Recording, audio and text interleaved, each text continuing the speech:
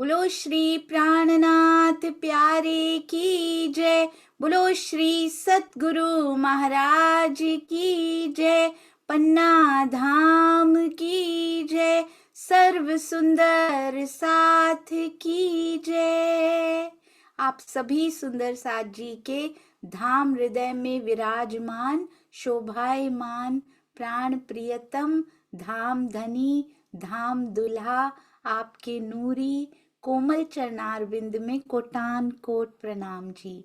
आज से हम सभी सुंदर साथ मिलकर श्री बीतक साहिब चर्चा का आनंद लेने वाले हैं। अथ 3 स्वरूपों की बीतक, वो 3 स्वरूप कौन कौन से हैं, ये बीतक क्या है, बीतक क्यों है, बीतक कब उतरी, आज हम सब के बारे में जानेंगे। सबसे पहले आइए चलते हैं अंगना जी के पास अति सुंदर वाणी गायन के लिए। प्रणाम जी। सब सुंदर साथ के चरणों में प्रेम प्रणाम जी। बोलो श्री प्राणनाथ प्यारे की जय। बोलो श्री सतगुरु महाराज की जय। सा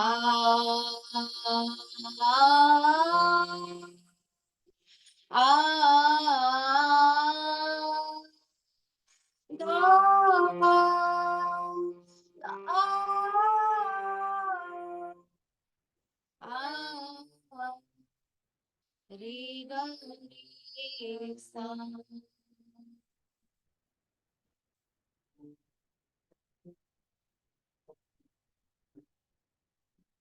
अर्ज तुम्हारा मेरा दिल है, अर्ज तुम्हारा मेरा दिल, तुम आए करो आराम, तुम आए करो आराम। सेज बिछाई रुच रुच की, सेज बिछाई रुच रुच की, एही तुम्हारा विश्राम, एही तुम्हारा विश्राम।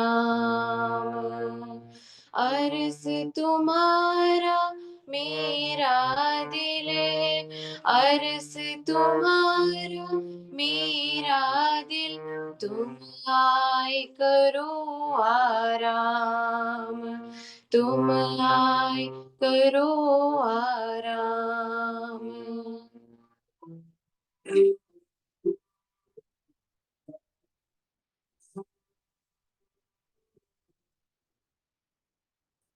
अर्ज कहिया दिल मोमिन, अर्ज में सब भी साथ, निमक न्यारी क्यों हो सके, निमक न्यारी क्यों हो सके, रूह निस्बत हक जात, रूह निस्बत हक जात। अर्ज तुम मेरा दिल, अर्ज तुम्हारा मेरा दिल, तुम आए करो आराम, तुम आए करो आराम।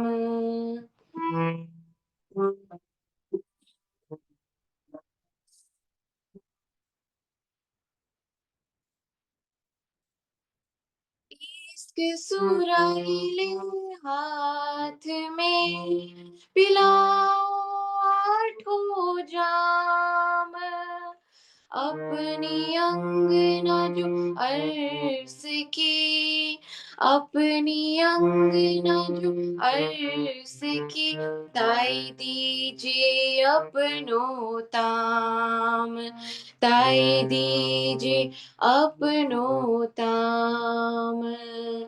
अर्ज तुम्हारा मेरा दिल है, तुम करो आराम, तुम आए करो आराम। 。 . 。 . 。 . 。 . 。 . 。 . 。 . 。 . 。 . 。 . 。 . 。 . 。 . 。 。 . 。 。 . 。 。 。 。 。 。 . 。 。 。 。 。 。 。 。 。 . 。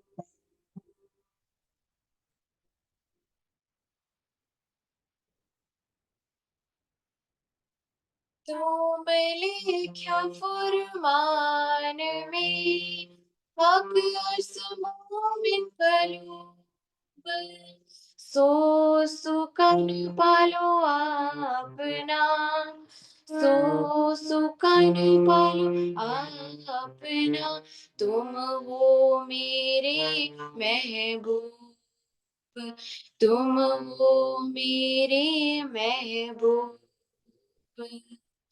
अर्ज़ तुम्हारा दिल, अर्ज़ तुम्हारा मेरा दिल, तुम आए करो आराम, तुम आए करो आराम।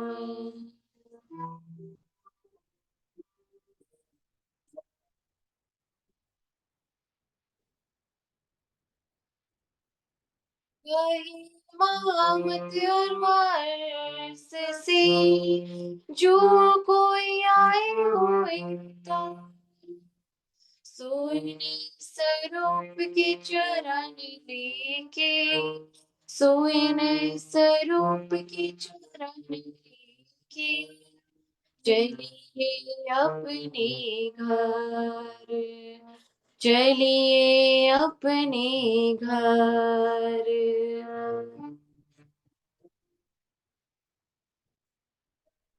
अर्ज़ तुम्हारा मेरा दिल है, अर्ज़ तुम्हारा मेरा दिल, तुम आए करो आराम, सेज बिछाए रुच रुच की, सेज बिछाए रुच रुच की, ए तुम्हारा विश्राम।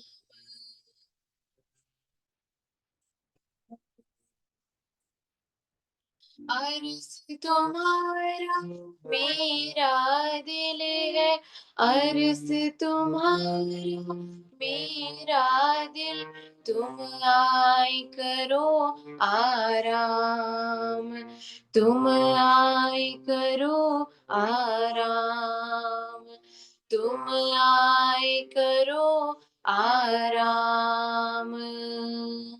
बोलो श्री प्राणनाथ प्यारे की जय, बोलो श्री सतगुरु महाराज की जय। प्रेम प्रणाम जी। प्रणाम जी। अति सुंदर, बहुत प्यारा गायन। हारमोनियम की आई नहीं आई, पर आपकी आवाज बहुत अच्छे से सभी सुंदर साथ जी तक पहुंची। धनी की बहुत मेहर, ऐसे ही आगे बढ़ते रहें सेवा में। कोटान कोट प्रणाम जी।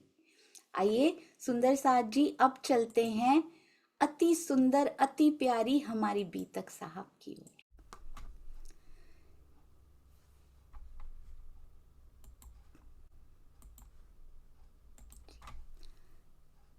चर्चा प्रारंभ होत है, सुनो साथ चित दे, भजो राज श्यामा श्री प्राणनाथ, सखी जीवन हमारो ए, श्री महामति कहे साथ जी, भया चर्चा का वक्त, अब तुम सुनियो चित्त दे, लाल आगे आए बैठे इन तखत, लाल आगे आए बैठे इन तखत। बोलो श्री प्राणनाथ प्यारे की जय, बोलो श्री सतगुरु महाराज की जय। सुंदर साथ जी, बहुत सौभाग्यशाली ये पल हम सब सुंदर साथ के लिए कि आज बीतक साहब का प्रथम दिवस है। आप सबको पता है ना सुंदर साथ जी, बीतक साहब होती क्या हैं, बीतक साहब कब लिखनी प्रारंभ हुई, क्यों लिखी गई श्री बीतक साहब, क्या औचित्य था इसको लिखने का, क्या ज़रूरत थी, क्या आवश्यकता थी बीतक साहब को लिखने की? क्या आप जानते हैं बीतक साहब, सुंदर सा जी, हमारी वाणी जो उतरी वो हफ्सा में उतरी, उसकी कुंजी बीतक साहब को कहा जाता है। तो वाणी हफ्सा में क्यों उतरी और उसकी कुंजी बीतक कैसे होती है, आइए इन सब चीज़ों को जानते हैं और फिर आगे चलेंगे बीतक साहब की ओर। बीतक कोई साधारण बीतक या कथा नहीं है सुंदर सा जी। हम कथाएं सुनने जाया करते हैं, पर ये बीतक चर्चा क्यों कहा जाता है? क्योंकि ये दुविधा से निर्णय की यात्रा है। जो हृदय में, मन में जो द्वंद्व चल रहे होते हैं उनको कंक्लूड कर देने की यात्रा है। फ्रॉम कंफ्यूजन टू कंक्लूजन की ये यात्रा है। स्वार्थ से परमार्थ की ओर बढ़ने की यात्रा को बीतक कहते हैं। अभिमान से शुरू जरूर कर रहे हैं सुंदर साथ जी, पर बीतक आज तक सुनते सुनते क्या पूर्ण समर्पण की ओर हम बढ़ पाए हैं? ये एक प्रश्न चिन्ह है हम सबके ऊपर, क्योंकि बीतक साहब अभिमान से पूर्ण समर्पण तक की यात्रा, प्रमाद से प्रसाद की यात्रा, ये केवल सुनने भर के लिए नहीं है, समझने भर के लिए भी नहीं, ये जीने के लिए है, ये करने के लिए है, ये रहने के लिए है, ये व्यवहार में उतारने के लिए है। इमीडिएटली केवल सुन के पल्ला झाड़ देने के लिए नहीं,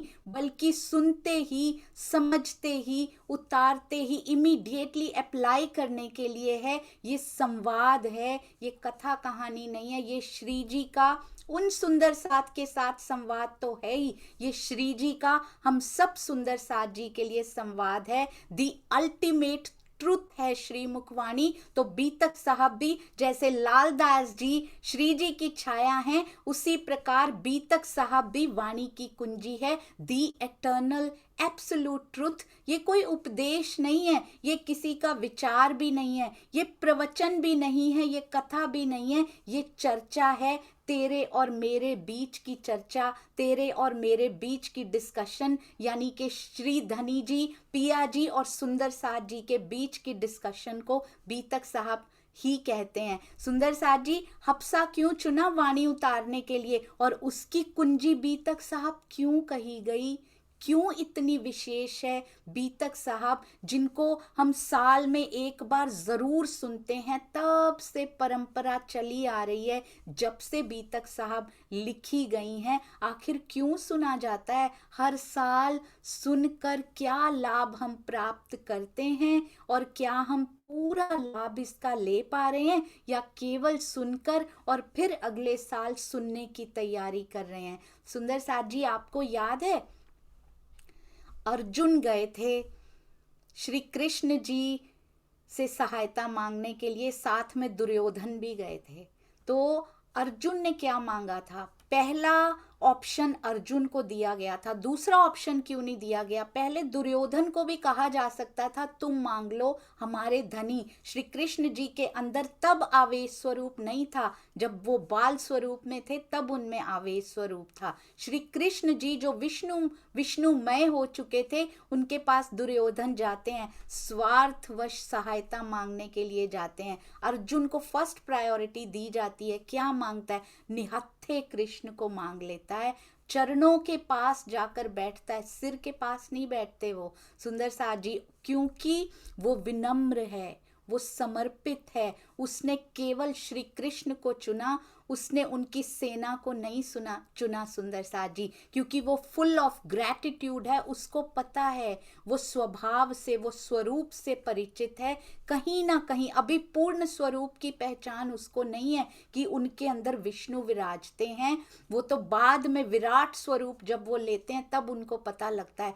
कहीं ना कहीं अर्जुन ने ही नहीं, कृष्ण जी ने भी अर्जुन को चुन लिया हुआ है। क्योंकि अर्जुन ने क्यों चुना? उसको पता है जूझने के बाद मंजिल पे पहुंचा जाता है। और सुंदर साथ जी जीवन का समाधान वो पाता है जो यात्रा पे निकलता है। अपने घरों में कंफर्ट जोन में बैठे हैं तब तो सुंदर साथ जी यात्रा शुरू नहीं होती। आज से बीतक की यात्रा, हम सबकी रहने की यात्रा भी शुरू होनी चाहिए। निकलेंगे ही नहीं तो कैसी बाधाएं आएंगी, माया की बाधाओं में ही पूरा जीवन निकल जाएगा। धूल मिट्टी बाधाएं कांटे, पथरीला मार्ग कंटीला मार्ग मिलेगा जब आप सेवा की राह पे भी निकलेंगे। ये राह भी कोई आसान नहीं है। जब रहनी के मार्ग पे भी निकलेंगे, वो मार्ग कोई आसान नहीं है। पर पूरी की पूरी बीतक साहब इसी मार्ग की ओर इशारा करती है। जिसे समाधान चाहिए वही इस यात्रा पे निकलेगा। समाधान कौन सा, हमें कौन सा कोई प्रॉब्लम्स है? जिसका काम प्रियतम के बिना चल नहीं रहा सुंदर साथ जी, जिसको अखंड सुख की खोज है। खोज हम सबको है। हम कहते हैं हमें मिल गया, पर अभी तक मिले नहीं, अभी तक दिखे नहीं, अभी तक दर्शन नहीं हुए। जिसका काम, जैसे श्री राम रतन दास महाराज जी का काम प्रियतम के बिना चल नहीं रहा, वो निकल पड़े हैं। हमें घरों में रहते रहते निकल जाना है उस खोज की ओर जहाँ प्रियतम मिलते हैं। और बीतक साहब वो राह बहुत आसान कर देती है। दुविधा हो या सुविधा हो, माया में हो या सेवा में हो, लौकिक मार्ग पर हो या अलौकिक मार्ग पर हो, स्वार्थ हो या परमार्थ हो, दुख हो या सुख हो, प्रश्न ही प्रश्न हो या उत्तरों से जीवन भरपूर हो, दृष्टि हमेशा धनी पर हो। एक और माया पूरे शस्त्रों सहित पूरी सेना तैयार करके खड़ी है लुभाने के लिए। कभी नाम, कभी प्रतिष्ठा, कभी धन, कभी क्या तो कभी क्या, पर एक और निहत्थे धनी खड़े हैं। सुंदर साथ जी, निहत्थे का अर्थ यहाँ कोई चमत्कार नहीं करेंगे। वो कर सकते हैं, पूरी सृष्टि को हिला सकते हैं, पर निहत्थे होकर यहाँ पर खड़े हैं। यहीं का तन धारण किए हुए हमारे सामने है। चुनाव हमारा है। हम पूरी सेना सहित माया को चुनते हैं या फिर निहत्थे बिना चमत्कारों के धनी को चुनते हैं, जिन्होंने अपने आकार पे टोना किया हुआ है। तो इसीलिए जब सतगुरु की मेहर होती है, जब हम हृदय से उनको चुन लेते हैं, हालांकि उन्होंने हमें चुन लिया होता है, तभी हम उनको चुन सकते हैं। जब पहचान होती है तब हम उनकी ओर अग्रसर होते हैं। हफ्सा ही क्यों चुना होगा? ब्रह्मवाणी के अवतरण के लिए हफ्सा ही क्यों चुना होगा? बीतक साहब उसकी कुंजी कैसे बना दी सुंदर साथ जी। वो ज्ञान जो दुख के समय काम ना आए, वो कैसा ज्ञान? जो प्रतिकूल परिस्थितियों में ना काम आए, वो कैसा ज्ञान?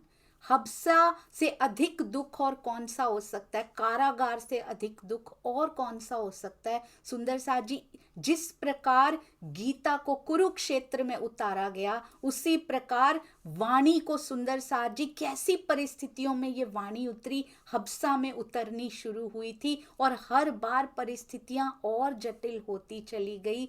तो इसलिए विश्वास ईमान कायम जो रख सकता है ऐसी परिस्थितियों में जी, ये जो ज्ञान हम लेते हैं बीतक साहब के रूप में या फिर श्री मुखवाणी की चौपाइयों के रूप में, उनको घोल के पी लीजिए सुंदर साथ जी। क्योंकि परिस्थितियों में वो हर चीज उठ उठ के सामने आनी चाहिए कि मेरी वाणी में क्या लिखा है।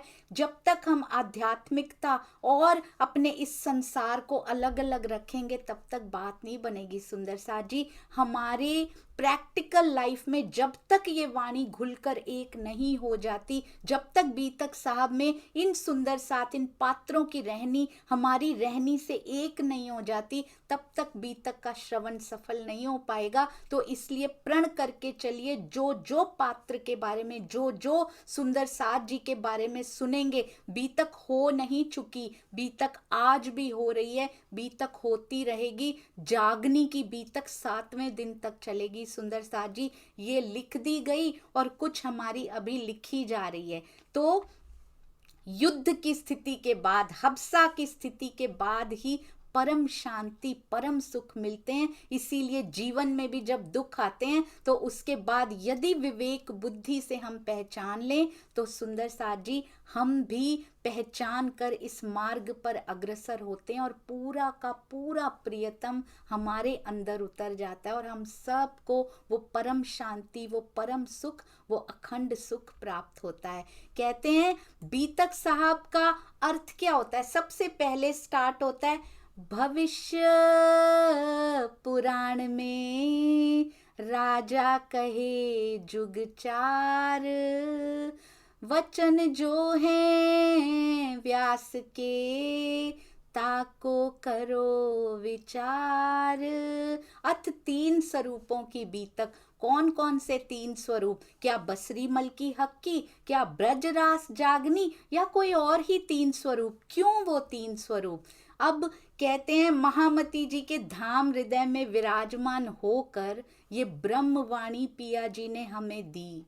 चंद्रमा अपनी चांदनी से अलग नहीं हो सकता, सूर्य अपनी किरणों से और सागर अपनी लहरों से कभी अलग नहीं हो सकता। ये बीतक साहब का प्रसंग हमें एक एक करके एक एक सीढ़ी चढ़ाते जाएंगे। बीतक किसको कहते हैं सुंदर साथ जी? आज तक कभी भी ये वाणी इस माया में उतरी नहीं थी। हमारी श्री मुखवाणी, श्री कुलजम वाणी, श्री तारतम वाणी इस माया में कभी आई नहीं। बीतक कितनी विशेष है ये उन ऋषियों से पूछिए, उन मुनियों से पूछिए जिन्होंने तपस्या कर कर कर के अपने शरीरों को गला दिया पर उनको पार ब्रह्म का नाम तक पता नहीं लगा। उनसे पूछिए बीतक क्या होती है। हमें तो बहुत सहज सुलभ ये प्राप्त हो गई। कोई साकार तक समझता रहा, कोई निराकार तक समझता रहा, पर जैसे ही परम धाम की आत्माओं के चरण यहाँ पे पड़े, ये तो आत्माओं को शोभा देने के लिए कहा गया है, जैसे ही पिया जी के चरण इस धरती पर पड़े, इस काल माया में पड़े सुंदर साथ जी, उसको कहते हैं बीतक। ब्रज हमारी पहली बीतक थी, रास हमारी दूसरी बीतक थी और ये हमारे तीसरे खेल की तीसरी बीतक यानी जागनी की बीतक जो कि चौथे दिन से शुरू होती है। उसमें ही मोहम्मद साहब का थोड़ा सा वर्णन कर दिया जाता है। हालांकि तीसरे दिन का वर्णन कुरान में बहुत सुंदरता से कर दिया गया है और ब्रज का वर्णन श्रीमद् भागवत में कर दिया गया है। रास का वर्णन श्री रास ग्रंथ में अति सुंदर चौपाइयों के द्वारा कर दिया गया। अब ये जागनी की बीतक, जागनी के स्वरूप की श्री जी साहिब जी और साथ ही साथ श्री देवचंद्र जी चौथे, पांचवें और छठे पूरे दिन की बीतक और सातवां भी इसमें इंक्लूड होगा, उसकी बीतक भी लिखी जाएगी सुंदर साथ जी, जो हम डिस्कस किया करेंगे जब मूल मिलावा में उठ जाएंगे परम धाम में जाकर। यहाँ रहते हुए संशयों के घेरे को कोई नहीं तोड़ पाया। ये कोई इतिहास नहीं है, ये कोई ऐतिहासिक घटनाएं भी नहीं है। यदि हम इसको अपना हिस्ट्री, अपनी हिस्ट्री या अपना इतिहास समझते हैं तो फिर हम सही नहीं समझ रहे, क्योंकि जब तक बीतक साहब से अपना संबंध, बीतक से हमारा संबंध बिल्कुल वैसा ही है जैसे हमारा पिया जी से संबंध है, अक्षरातीत से संबंध है, जो लीला तब से चली आ रही है, सबका वर्णन बीतक साहब में किया गया। जोड़ने के लिए पहले ब्रज रास की लीला का वर्णन, महाकारण का वर्णन किया जाएगा, कारण का वर्णन किया जाएगा ब्रज रास, और फिर कड़ी जोड़ी जाएगी जागनी लीला से। इसकी रचना किसने की, कैसे की, किनको ये शोभा मिली, हम अक्सर सोच लेते हैं चौथा, पांचवा और छठा दिन जहां तक था वहीं तक की बीतक को बीतक कहते हैं, पर जो कल हुआ, जो आज हम सुंदर साथ के जीवन में पल पल घटित हो रहा है, उसको भी बीतक कहते हैं सुंदर साथ जी। और आगे आने वाली भी बीतक, क्या समाया हुआ है इसमें, संपूर्ण घटनाक्रम, यानी के लिख क्यों दी गई सुंदर साथ जी, क्या जरूरत थी लिखने की? क्या हम केवल हर साल सुनते रहें, हर साल एक परिपाटी की तरह हम सुनते रहें, एक परंपरा की तरह। बहुत सुंदर बात है, क्योंकि बीतक साहब ने ही हमारे निजानंद के तात्विक ज्ञान को जीवंत बनाए रखा है। श्री मुखवाणी तो ढप गई थी, सुंदर साथ जी रुमालों के अंदर ढक दिया गया था उनको, परंतु बीतक साहब खुली रही, ढकी नहीं। ये भी धनी जी का कोई ना कोई मास्टर प्लान रहा होगा, क्योंकि उनके हृदय की इच्छा के अनुसार ही सब कुछ होता है। बीतक साहब कभी नहीं ढकी गई। हर साल सुंदर साथ जी पधराते हैं घरों घरों में, हर आश्रम, हर मंदिर, घरों में भी, और जहाँ जहाँ पे मेरे पिया जी का स्थान है वहाँ बीतक चर्चा जरूर होती है। आखिर क्या आवश्यकता थी इस बीतक साहब को लिखवाने की? क्यों लालदास जी इतना प्रेम करते थे श्री जी से, वो क्यों तन नहीं छोड़ पाए? सुंदर साथ जी वो भी छोड़ना चाहते थे। वो आत्म भी बिलखती है कि मेरे धनी ध्यान अवस्थित हो गए, मेरी नजरों से वो यहाँ पे दिखाई नहीं दे रहे। हालांकि लालदास जी तो पाल को पोली बता दिया करते हैं 1 मिनट में, पर फिर भी जाहिरी का बिछोह भी उनसे सहन नहीं हो पा रहा। कैसे आंखों में आंसू लेके, हृदय के आंसू बहा के इस बीतक साहब को, बिछोहा के आंसू जो उनके निकल रहे हैं। सामने पिया हर पल अष्ट प्रहर 64 घड़ी उनके साथ जो लीलाएं किया करते थे, पूरा दिन लेखनी लेकर बैठे रहते थे लालदास जी। जाने कब उच्चारण हो, कब मैं लिखने लग जाऊं। अब वो नहीं कर पा रहे, तो अब बीतक साहब के लिए लेखनी पकड़ी है उन्होंने, और वो केवल लेखनी उनकी है। सुंदर साथ जी अंदर से कौन दे रहा है? महामती जी उनको दे रहे हैं। तभी तो महामती जी की छाप, आवेशित वाणी ना होते हुए भी महामती जी की छाप, क्योंकि लालदास जी ने समर्पित कर दिया है उनको, स्वयं को महामती श्री प्राणनाथ जी के चरणों में पूर्ण रूप से समर्पण कर चुकी है आसबाई। अति सुंदर शब्दों के रूप में, मोतियों के रूप में ये बीतक साहब, ऐसा लगता है जैसे जयराम कंसारा जी का प्रकरण हो या चिंतामणि जी का। ये उनका नहीं, ये हमारे जीवन में घटित होते हुए प्रसंगों का वर्णन हो रहा है। महामती किसको कहते हैं? जो महामती जी की छाप उनको दी गई, कहते हैं पांचों शक्तियां। सुंदर साथ जी आत्मा, किसकी आत्मा को ये शोभा मिली है? महामती जी की शोभा इंद्रावती जी की आत्मा को मिली है। पांचों शक्तियों का समावेश उनमें हुआ। कौन कौन सी शक्ति? श्री राजी, श्री श्यामा जी, श्री अक्षर ब्रह्म, जोश और असराफील और जबराइल। जोश और जागृत बुद्ध, और बुद्ध में जागृत बुद्ध और निज बुद्ध दोनों ही आ जाते हैं। तो ये 5 शक्तियां, आसान शब्दों में समझना हो तो ये शक्तियां राजी, श्यामा जी, अक्षर ब्रह्म जी और जोश और जागृत बुद्ध, जब ये पांचों इकट्ठी हो जाती हैं तो कहते हैं महामती श्री प्राणनाथ जी। तब ये महामती जी की छाप दी गई। सुंदर साथ जी तीज का दिन था, चौथ आया, पंचमी आई, हमने देखा आज भी पन्ना जी में भी और बहुत स्थानों पर सुंदर साथ जी उस पीड़ा को महसूस करते हुए उतना ही हल्का खाना खाते हैं। कम से कम इतना तो करते हैं सुंदर साथ जी। मुझे पता है ऊपर से नहीं लेना चाहिए, पर कम से कम ऊपर का लेना तो शुरू करें, तभी तो हम उतर पाएंगे अंदर। और पन्ना जी की धरती पर मानो वो जीवंत हो जाता है, वो क्षण जीवंत हो जाते हैं जब पिया जी ने आंखें नहीं खोली हैं। आज श्री जी के नेत्र बंद हैं, आज समाधि अवस्था से वो उठ नहीं रहे हैं। तीज का समय है। सब सुंदर साथ बंगला जी दरबार में उनके सामने बैठे इंतजार कर रहे हैं कि श्री जी कब आंखें खोलेंगे, कब वो नेत्र खोलेंगे, क्योंकि अंदर ही अंदर आभास हो रहा है सुंदर साथ को कि कहीं श्री जी अपनी लीला को छुपाने तो नहीं जा रहे हैं। तो सबके अंदर एक उदासी है, वो क्या वो नहीं जानते थे? सुंदर साथ जी जिनके सामने साक्षात श्री जी हों, क्या वो नहीं जानते थे कि ये हमारे हृदयों में विराजमान है? जिन्होंने श्री जी से चर्चा सुनी हो, क्या उन्होंने अपनी चर्चा में कभी नहीं बताया था? उन्होंने तो अपने मुखार बिंद से छत्ता को बताया था, महाराजा छत्रसाल जी को बताया था, मैं कहीं नहीं जाऊंगा, मैं तुम्हारे हृदय में निवास कर रहा हूँ, मैं तुम सबके हृदयों में निवास करूंगा। रास में नहीं पता था, ब्रज में नहीं पता था, पर इस बार तो सामने साक्षात अक्षरातीत अपने मुख से कह रहे थे कि मैं तुम्हारे हृदय में निवास करूंगा। तो क्या उन सुंदर साथ को पता नहीं था कि ये हमसे कभी अलग नहीं हो सकते, ये हमारे हृदय में ही है? पर जाहिरी बिछोह भी प्रियतम से कहाँ सहन होता है।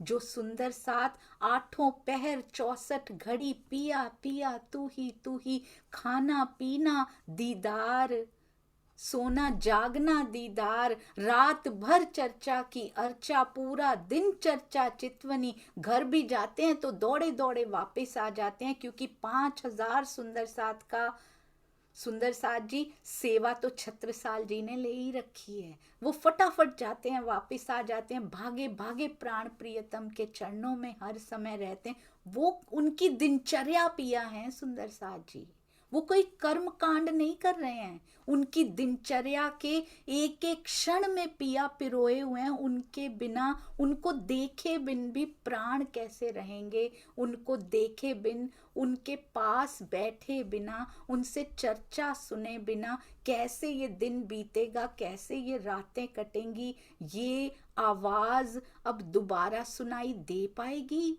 बाहर से सुनाई दे पाएगी या नहीं दे पाएगी? ये उदासी हर एक के हृदय में आभास सा है कि पिया आज श्री जी आज नेत्र क्यों नहीं खोल रहे हैं?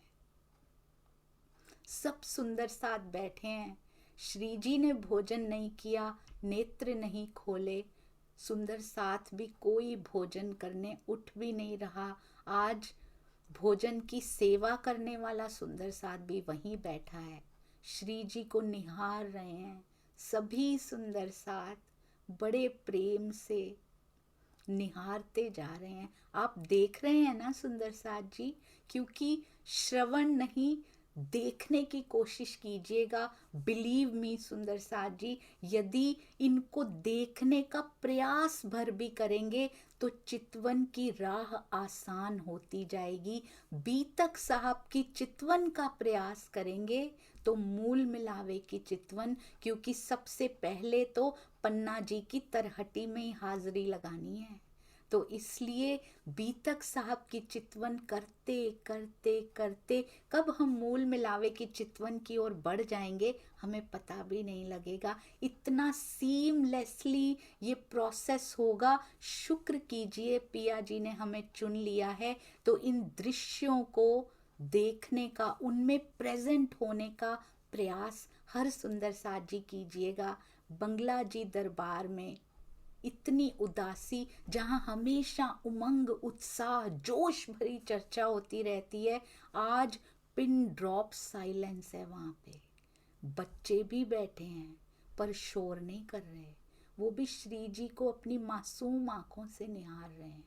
वृद्ध भी बैठे हैं पर कोई खांस भी नहीं रहा, किसी की आवाज नहीं आ रही, क्योंकि सबके हृदय में एक धुकधुकी लगी है कि मेरे श्री जी, मेरे पिया हमारे जीवन के आधार नेत्र कब खोलेंगे। और श्री जी शाम को आंखें खोलते हैं, देखते हैं सारा सुंदर साथ भूखा बैठा है, कोई भोजन करने भी नहीं गया है। नेत्र खोल कर कहते हैं जाओ सब भोजन करके आओ। सुंदर साथ उठने को तैयार नहीं है, सुंदर साथ जी भोजन करने को तैयार नहीं है। श्री जी कहते हैं जाओ कुछ भी खाकर आओ, थोड़ा बहुत। सब सुंदर साथ जाओ। उनको पता है, क्योंकि वो जानते हैं क्या करने वाले हैं। उनके अंदर बैठे आवेश स्वरूप से क्या प्रेरणा आ रही है। सभी सुंदर साथ अनमने से उठकर, किसी का हृदय नहीं गवाही दे रहा यहाँ से उठकर जाने की, किसी का मन नहीं कर रहा, पर सारे सुंदर साथ आदेश मानकर, आज्ञा मानकर, दिल में इच्छा ना होते हुए भी उठकर अपने अपने घरों चले जाते हैं। खिचड़ी जैसा ही कुछ बना लेते हैं, खिचड़ी बना लेते हैं जो जल्दी से बन जाए और जल्दी प्राण प्यारे के चरणों में आकर फिर से बैठ जाएं सुंदर साथ जी।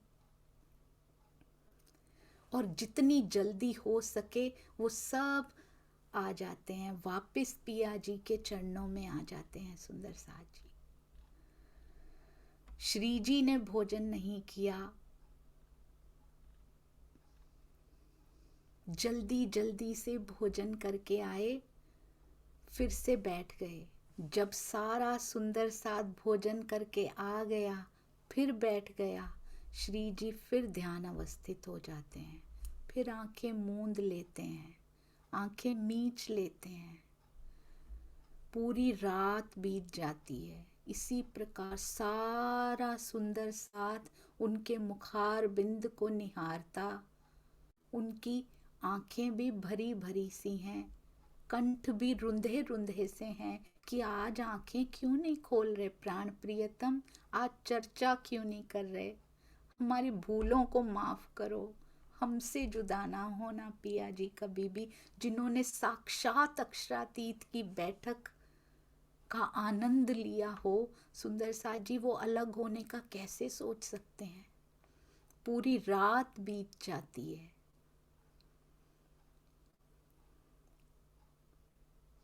5:15 का समय सुबह हो जाता है। श्री बीतक साहब में 12 बजे अगला दिन नहीं माना जाता सुंदर साथ जी, 6 बजे, प्रातः 6 बजे अगला दिन माना जाता है। तो ये तीज की रात्रि ही है। अभी चौथ की सुबह होने में 45 मिनट बचे हैं और पिया जी पूर्ण रूप से ध्यान अवस्थित हुए। ऐसा लगता है कि समाधि अवस्था में जैसे वो सांस ना ले रहे हों, क्योंकि योग ऐसी समाधि में गए हैं जिसमें यूं लगता है जैसे वो सांस ना चल रही हो, पर पिया जी अभी भी तन में विराजमान, आवेश स्वरूप आज तक विराजमान है। उन्होंने बस अपनी लीला को यूं लगता है जैसे छुपा लिया हो। सारा सुंदर साथ व्यथित हो जाता है। कुछ सुंदर साथ तो जहाँ सुनते हैं कि उन्होंने अपनी लीला को छुपा लिया, वो सुंदर साथ सुन भी नहीं पाते, वो सहन भी नहीं कर पाते। वो सुनते ही जहाँ जहाँ पन्ना जी की धरती पर जहाँ जहाँ जिसने सुना उसी समय प्राण त्याग दिए सुंदर साथ जी।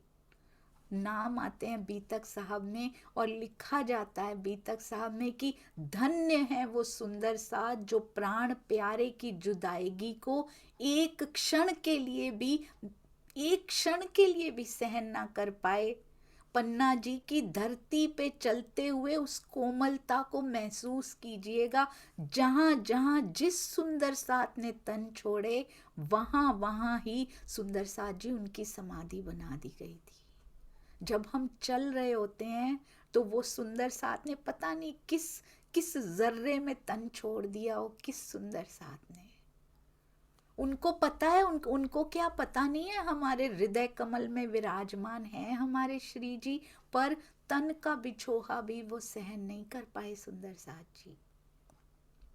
पूरा दिन जिनके साथ आनंद लिया करते थे, आज तक ऐसा कभी नहीं हुआ।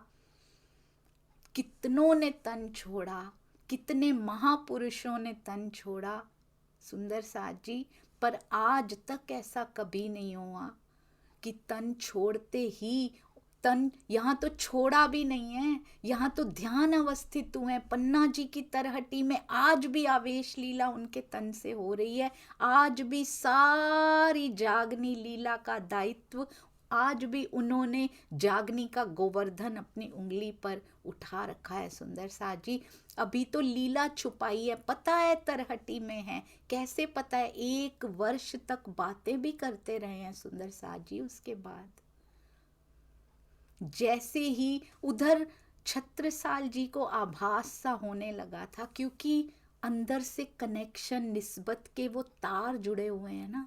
महाराजा होते हुए भी हर समय उनका चित्त पिया के चरणों में लगा रहता था, उनसे तो रहा ही नहीं जाता था। जाने कैसे माया के काम करती थी वो अंगना, वो अमीरुल मोमिन जाने कैसे माया के काम में हाथ हिलते थे, पूरा राज्य संभाल लेते थे सुंदर सा जी। पर अपने हृदय के राज्य की राजधानी में पिया को बिठा रखा था। हर समय चित्त वहां रहता था, उनके हृदय में आभास होने लगा था कि आज कुछ ना कुछ ऐसा है जो मुझे पन्ना जी की ओर, बंगला जी दरबार की ओर खींच रहा है। और वो खिंचावट, वो आकर्षण कोई साधारण नहीं था जैसा रोज हुआ करता था। आज कुछ विचित्र सा आकर्षण उनके हृदय में था। छत्रसाल जी को खबर भेज दी गई थी। तूफान भी अब चौथ का दिन चढ़ चुका है, छत्रसाल जी को खबर मिल चुकी है, अब उनसे वहां रुका नहीं जाता। तूफान भी आज जोरों पर है, क्योंकि माया की परीक्षा है सुंदर सा जी। अंगना रुकती है अपने श्री जी के, अपने प्रियतम के पास जाने से। माया तभी तूफानों से घेरती है सुंदर सा जी जब कसौटियां होती हैं। आगे पिया जी लाड लेकर बैठे होते हैं कुछ देने के लिए, तभी ये माया घेरती है। उसी दिन तूफान आना क्यों जरूरी था?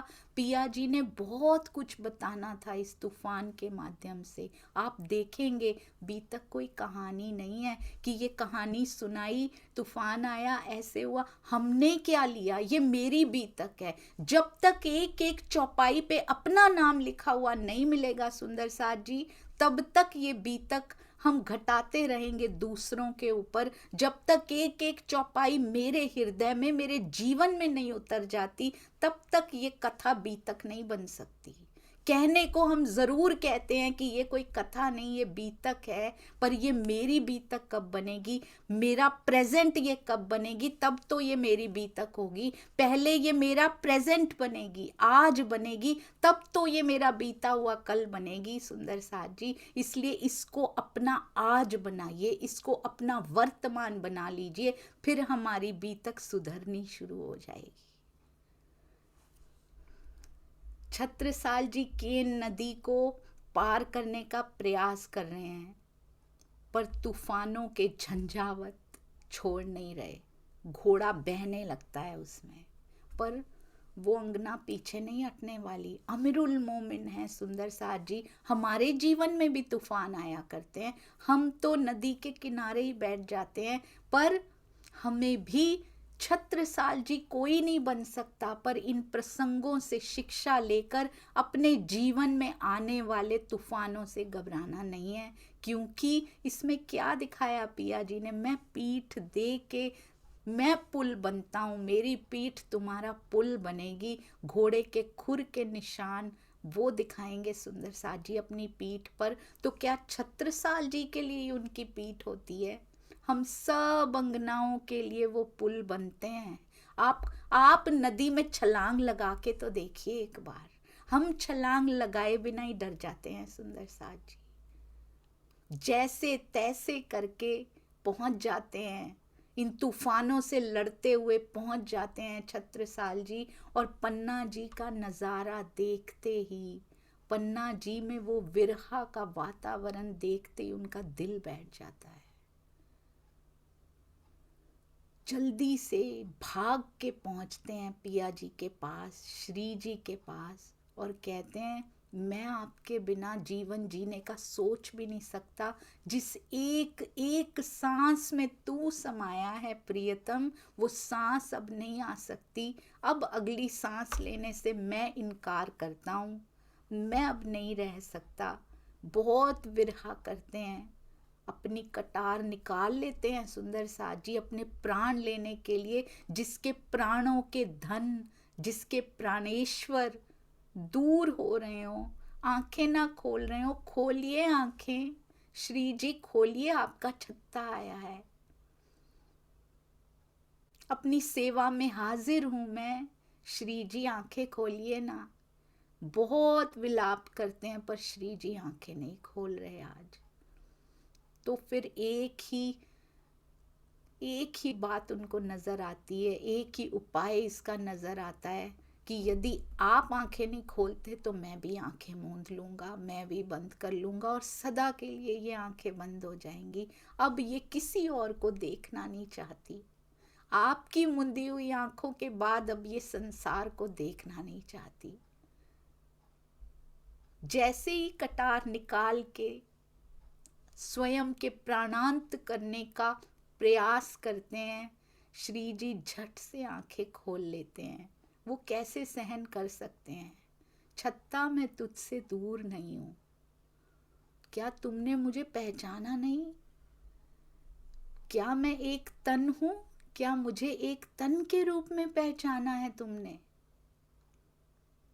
मैं तुम्हारे हृदय में विराजता हूं छत्रसाल, और तुमसे अभी बहुत सेवाएं लेनी है।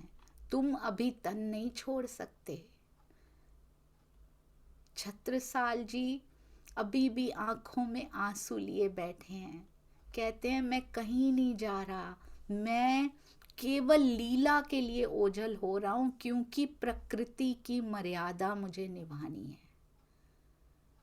और मेरा तो तन भी कहीं नहीं जा रहा, मैं वास्तव में कहीं नहीं जा रहा, मैं सब आत्माओं के हृदय में रहूंगा, बस मेरा तन दिखाई नहीं देगा तुम्हें। मैं तुम्हें इन भौतिक आंखों से सबके सामने नहीं रह सकता। मैं यहाँ पे अब मैं सब आत्माओं के हृदयों में मिलूंगा, उनसे बहुत प्रेम करना। छत्रसाल जी को सेवा सौंपते हैं सुंदर साथ जी। कहते हैं महाराजा जी सो कया एक देखत हो तुम, मैं तुमको ही देखता हूँ एक, इस सेवा के लिए तिस वास्ते सेवा साथ की सौंप चलत हैं हम। तुम पर ये सेवा मैं सौंप के विश्राम करना चाहता हूँ, समाधि अवस्था में मैं बैठना चाहता हूँ।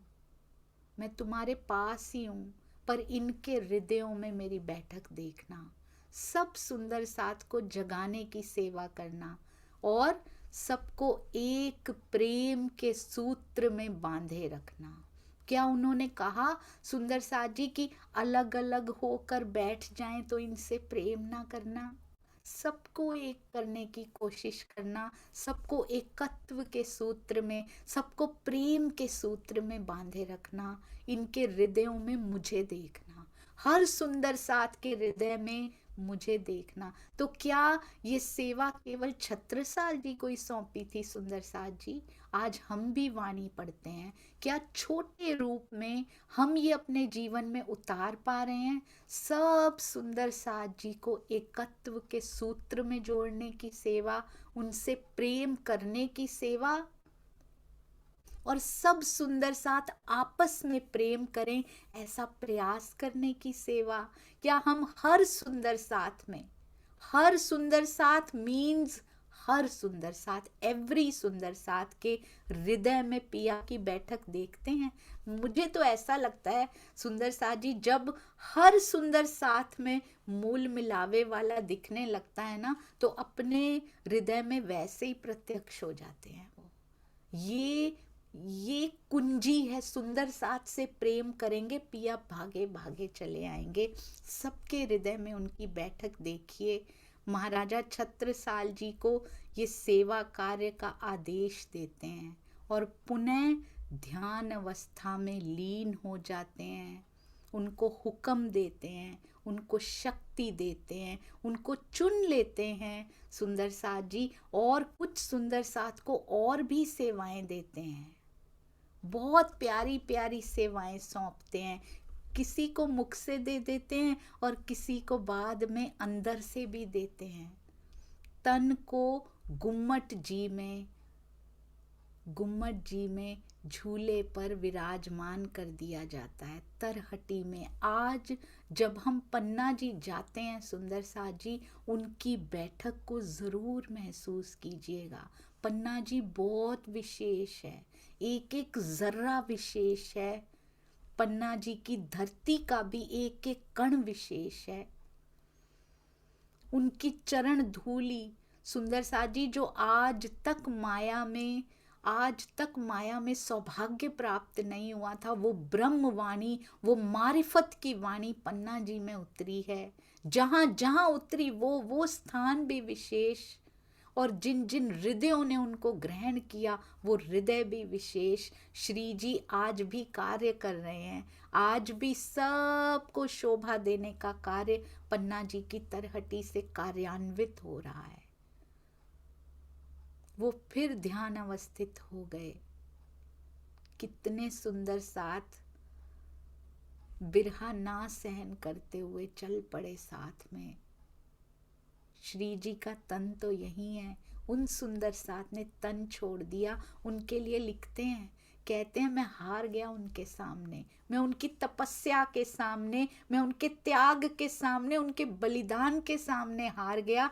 मेरा तो तन है, पर उन्होंने मेरे लिए वारी वारी उन्होंने अपना तन छोड़ दिया सुंदर साथ जी। और बीतक साहब ने लिखा है, ऐसे सुंदर साथ के नाम भर लेने से भी ये जीवन सफल हो जाएगा। इतनी महिमा उनकी गाई गई है, जो प्राण प्रियतम से एक पल का बिछोह नहीं सहन कर सकते हैं, जिसने स्वयं साक्षात उनके मुखार बिंद से वाणी सुनी हो। और लालदास जी बार बार रोते हैं, मैंने कैसे बिछोहा सहन कर लिया, मेरे ये सांसों की धौंकनी कैसे चल रही है पिया जी। पर उनसे सेवा लेनी है। यदि ये बीतक साहब ना लिखी जाती, लालदास जी को ये शोभा ना दी जाती, तो हम कैसे सीखते। बहुत सुंदर वर्णन किया गया है। सुंदर साथ जी कहते हैं, श्री मुखवाणी में बताई गई सारी ज्ञान की बातें खोल खोल के, उनके हृदय की बातें, हृदय के राज खोल खोल के रख दिए गए। उनका श्रृंगार, युगल स्वरूप का सुंदर साथ जी का श्रृंगार, 25 पक्षों की बातें, इस संसार के तम को दूर करने की बातें, कैसे अपने हृदयों से अंधेरे को भगाना है, उसकी बातें बताई गई हैं। परंतु बीतक साहब बताती हैं कि उनको आचरण में कैसे लेकर आना है। क्योंकि यदि केवल श्री मुखवाणी को पढ़ लिया, मंथन भी कर लिया, समझ भी लिया, परंतु उतारने में चूक हो गई या उतारने से पीछे रह गए, तो सुंदर साथ जी वो केवल ज्ञान भर रह गया। क्या हमारे हृदय में, हमें पता है सुंदर साथ जी वो स्विच है, हमने इंस्टॉल भी करवा लिया, अपने घर में इलेक्ट्रिसिटी इंस्टॉल करवाई, हमें पता है कि इस स्विच का कनेक्शन इस बल्ब से है या इस ट्यूबलाइट से है, हो जाएगा उजाला। हम रोज मंथन भी कर रहे हैं, पर क्या हमने वो स्विच ऑन कर दिया है, या फिर ऐसे ही गाते जा रहे हैं कि स्विच ऑन करने से उजाला हो जाता है, तारतम वाणी आ चुकी है, पूरे संसार में उजाला हो गया, पर क्या हमारे हृदय में उजाला हो चुका है। यदि हो चुका होता तो क्या हम किसी भी सुंदर साथ से ईर्ष्या कर सकते थे, ब्रह्मांड में किसी से भी क्या हम द्वेष कर सकते थे। क्या एक एक भेद ब्रह्मवाणी का हमारे हृदय में ना उतर चुका होता। क्या हमारी रहनी पुकार पुकार कर कह रही होती, और क्या दुनिया उंगली उठा रही होती हम पे कि तुम प्रेम की ध्वजा हो। क्या प्रेम की ध्वजाएं ऐसी होती हैं सुंदर साथ जी। ये तो यही बात है, ये तो वही बात हुई कि हमारे खुद के कमरे में तो पूर्ण अंधेरा है, और हम दुनिया को चिल्ला चिल्ला के बता रहे हैं कि तारतम वाणी उजाला करती है, तारतम वाणी से उजाला हो जाता है। जी हाँ, तारतम वाणी उजाला करती है, बिल्कुल सही। पर दुनिया कहती है तुम खुद तो अंधेरे कमरे में बैठे हो, तुम्हारी रहनी तो पुकार पुकार के अंधेरेपन की गुहाई दे रही है, तुमने कहाँ प्रेम किया सबसे। तो सुंदर साथ जी बीतक साहब वो प्रेम करना सिखाती हैं। श्री मुखवाणी प्रेम की परिभाषा बताती हैं, तो बीतक साहब वो प्रेम में उतरना सिखाती हैं, वो आचरण सिखाती हैं, कैसे प्रेम किया जाता है, कैसे सुंदर साथ जी अपने अभिमान को मार कर, कैसे जयराम कंसारा खड़े हो जाते हैं, कैसे चिंतामणि जी खड़े हो जाते हैं सुंदर साथ जी। अब तन को गुम्मट जी में झूले पे विराजमान कर दिया गया, आज भी चेहरे पे इतना नूर, इतना तेज सुंदर साथ जी यहाँ के ऋषि मुनि समाधियां लगा लेते हैं। एक अक्षरातीत पर ब्रह्म ने कलंक स्वरूप पधारे हुए हैं, वहां पे पधराए हुए हैं। सोचिए कितना प्रकाश फैल रहा है, जो स्वयं सूर्य, उनके अंदर करोड़ों सूर्य भी फीके हैं। ऐसे आवेश स्वरूप जिनके अंदर विराजमान हो, जिस इंद्रावती जी की आत्मा को महामती की शोभा दी गई हो, सुंदर साड़ी से नवाजा गया हो।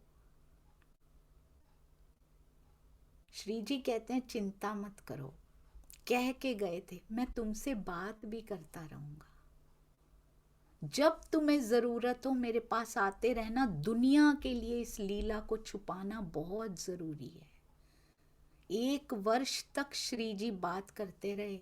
पन्ना जी की तरहटी में महाराजा छत्रसाल जी जाते थे, लालदास जी जाते थे।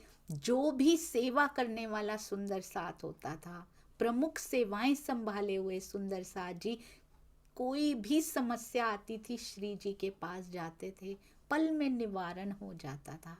सुंदर साथ जी, हम बहुत कहते हैं। मैं सोच रही थी कल फिर से बीतक साहब को, क्योंकि प्रथम प्रयास है ना सुंदर साथ जी, इस छोटी सी सखी का। उम्र तो छोटी नहीं है, परंतु ज्ञान में बहुत छोटी, प्रेम में शून्य इस सखी का, ज्ञान में शून्य सखी का प्रथम प्रयास है ना। मुझे कृपया क्षमा करते जाइएगा, कहीं भी गलती हो जाती है तो। कल फिर से इसको देख रही थी, बीतक साहब को निहार रही थी।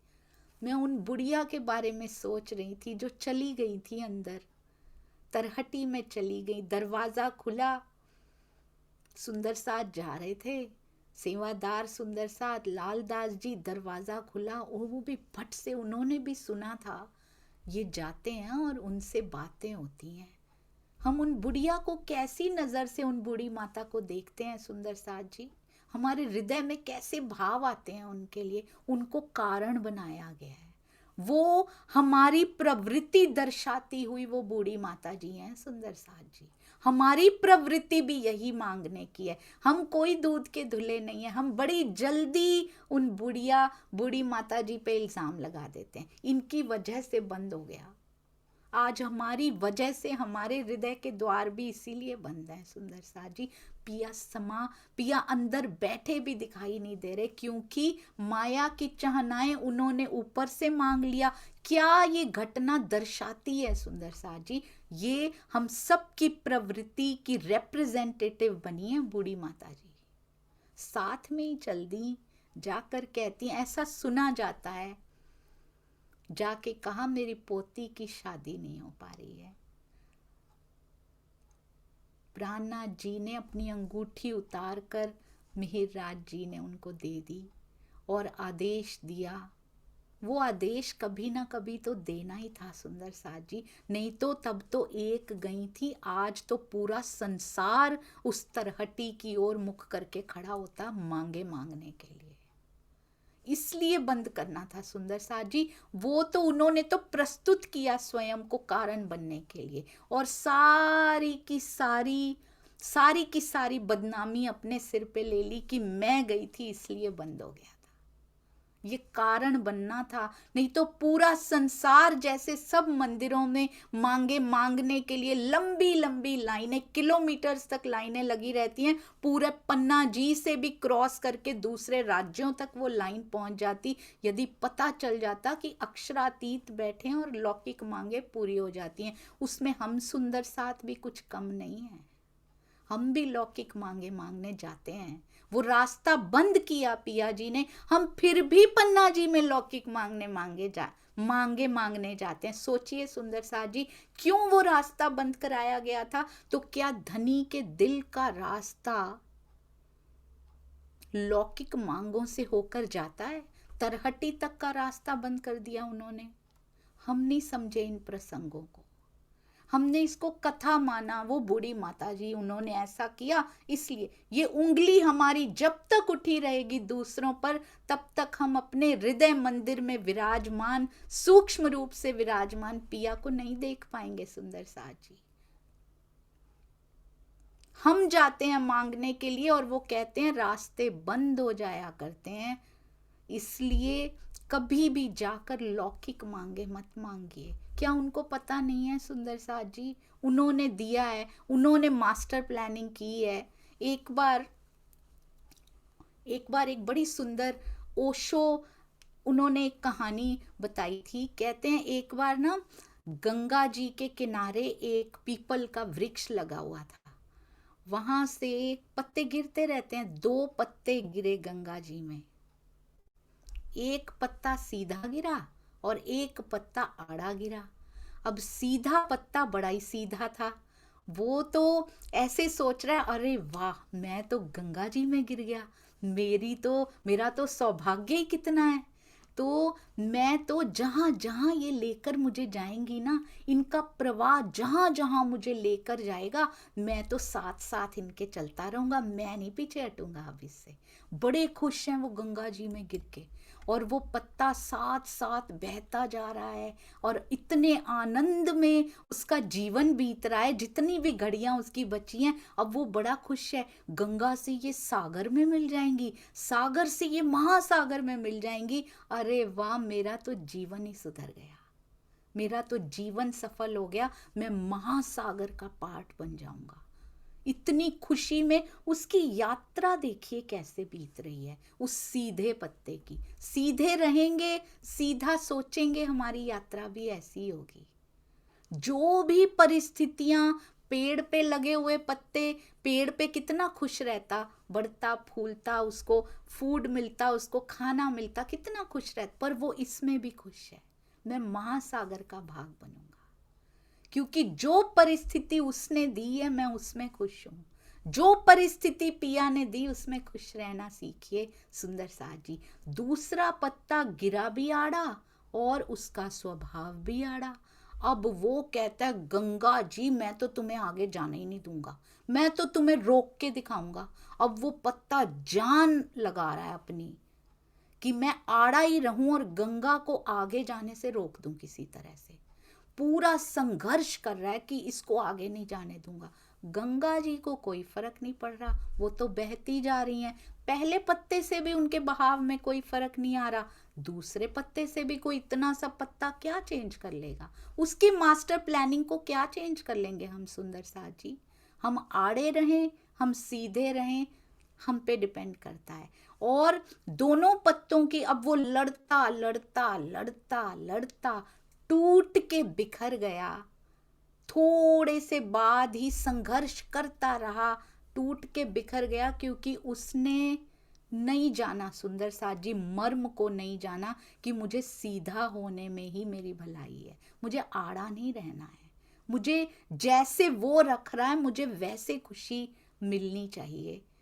तो बीच की यात्रा, वो भी पहुंच गया, सागर तक लड़ते लड़ते पहुंच गया वो भी, पर उसकी यात्रा देखिए कैसी है।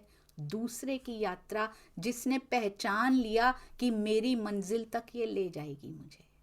इसलिए यदि उस पे छोड़ देते हैं तो फिर हमारी यात्रा आनंद मंगल की रहेगी। इस खेल में आने की यात्रा यही तो बीतक बन रही है हमारी यात्रा ही तो बीतक है सुंदर साथ जी। अभी तक कितने तन पे तन बदल लिए, यही तो बीतक है हमारी, यही तो बीतक साहब में दिखाया जा रहा है। कौन सा पत्ता आड़ा रहा उसको क्या मिला, कौन सा पत्ता सीधा रहा उसको क्या मिला। अब तुम क्या चुनते हो, तुम्हारा चुनाव क्या है, यही बीतक है सुंदर साथ जी, बस और कोई बीतक नहीं है।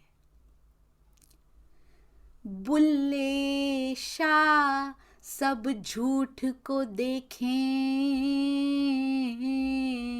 सच है एक खुदाई हुए, रब ना मिला इस दुनिया में, पूरी उम्र गवाई हुई। तो तो हमें भी नहीं मिला। हम दुनिया पर घटाते हैं सुंदर साथ जी, रब हमें भी नहीं मिला। जान लिया, हमने सब जान लिया, पर पाया नहीं अभी तक, क्योंकि बीतक साहब की तरह हमने रहनी में नहीं उतारा। यहाँ पर चूक हो रही है। तो इस बार ये सिखाएंगी कि ये घटनाक्रम हमारे जीवन में जो रेप्लिकेट हो रहा है, प्रसंग थोड़े अलग हैं सुंदर साथ जी, अपने प्रसंग को पहचानना सीखिए। इस ऐसा ही मिलता जुलता सा प्रसंग जब जयराम भाई के जीवन में आया था, भीम भाई जी के जीवन में आया था, लालदास जी के जीवन में आया था, चिंतामणि जी के जीवन में आया था, कानजी भाई के जीवन में आया था, छत्रसाल जी के जीवन में आया था। युद्धों भरा जीवन था उनका। उन्होंने क्या किया था? मेरे जीवन में मिन्नी मिन्नी से प्रसंग आ रहे हैं, मिन्नी मिन्नी सी समस्याएं आ रही हैं, मुझे क्या करना चाहिए? क्या मुझे पिया के रास्ते से हट जाना चाहिए? ये बीतक हमारा मार्गदर्शन कर रही है। ये परंपरा जो हर साल चलती है, ये हमारा मार्गदर्शन कर रही है। अब है 3 स्वरूपों की बीतक। ये 3 स्वरूप कौन से हैं? अथ 3 स्वरूपों की बीतक लिखते। अथ यानी अब 3 स्वरूपों की बीतक लिख रहे हैं। लालदास जी अब लिख रहे हैं। लालदास जी किसके ध्यान में मग्न हैं? जो अचानक से कहते हैं अथ लिखते हैं। अथ यानी मंगलाचरण। मंगलाचरण का अर्थ क्या होता है? अपने इष्ट पर पूर्ण रूप से समर्पित हो जाना मंगलाचरण होता है। अपने अहंकार की आहुति दे देना। ये हमने जो 2 पारायण किए थे सुंदर साथ जी, 2 बार अहंकार की पूर्ण आहुति कर देनी चाहिए थी। पारायण फिर से शुरू करेंगे, पर अहंकार फिर शुरू नहीं करेंगे। अहंकार को पूर्ण रूप से त्याग कर, कोई कुछ भी कह जाए मुझे, मैं यदि जीव भाव से उसको देख रही हूं तब मुझ पे असर होगा। यदि मैं उसके अंदर मूल मिलावे की बैठक देख रही हूं तो उनके लिए भी भला ही चाहूंगी कि पिया इनको विवेक दृष्टि देकर इनको दर्शन दीजिएगा धनी जी, जैसे इंद्रावती जी मांगती हैं। अथ यानी मंगलाचरण। अब कहूँ रे इश्क की बात, अब आओ रे इश्क भानु हम। कितनी बार ये अब आता है। ये अब भी क्यों आता होगा? जाने कहाँ कहाँ दर्शन कर रही हैं महामती, और फिर आके लिखती हैं अब कहूँ रे इश्क की बात। लेकर आई हूँ, अब करती हूँ इश्क की बात। ऐसे ही अथ है। लालदास जी विरहा के आंसुओं से भरी हुई वो आत्म, रुका नहीं जा रहा, रहा नहीं जा रहा इस ब्रह्मांड में। उठ उठ खाने धाए, ऐसे लग नहीं रहा एक श्वास भी इस संसार में तेरे बिना ली जा सकती है, तुझे देखे बिना ली जा सकती है। पर बीतक की सेवा करनी है तो करनी है। सुंदर साथ जी, प्राण त्याग देना कितना मुश्किल है, और ना चाहते हुए भी इन श्वासों को रखना, इन प्राणों को रखना, क्योंकि सेवा में मेरी जरूरत है। कौन करता है ऐसी सेवा? अथ से ही, उनके बीतक लिखने से प्रारंभ होते ही ये सेवा की गाथा शुरू हो जाती है। हम सुंदर साथ को सेवा कैसे करनी चाहिए? जीवन त्यागना चाहती हुई एक आत्म जो इस जीव में अब रहना नहीं चाहती, वो इससे अलग होके प्राण प्रियतम के हृदय में समा जाना चाहती है, पर उसको रहना है यहाँ पे, क्योंकि सुंदर साथ की मेरी सेवा करनी है। उनके हम सब की, मेरी यानी हम सब की सेवा के लिए आखिर के मोमिनों तक ये बीतक राह दिखाएगी। ये सेवा करनी है उनको। सुंदर साथ जी कहते हैं, ग्रंथकार लिखने से पहले अपने आराध्य के ध्यान में डूबा है। इसको कहते हैं अथ यानी मंगलाचरण। एक एक शब्द कितना सुंदर, स्टार्ट ही यहाँ से होती हैं।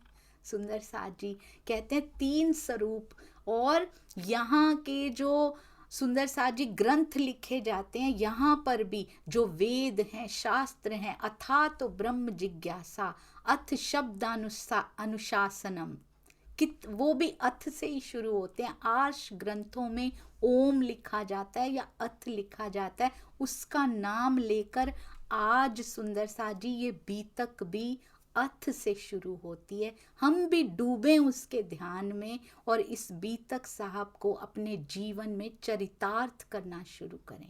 अहम की ग्रंथि ना पनपने पाए।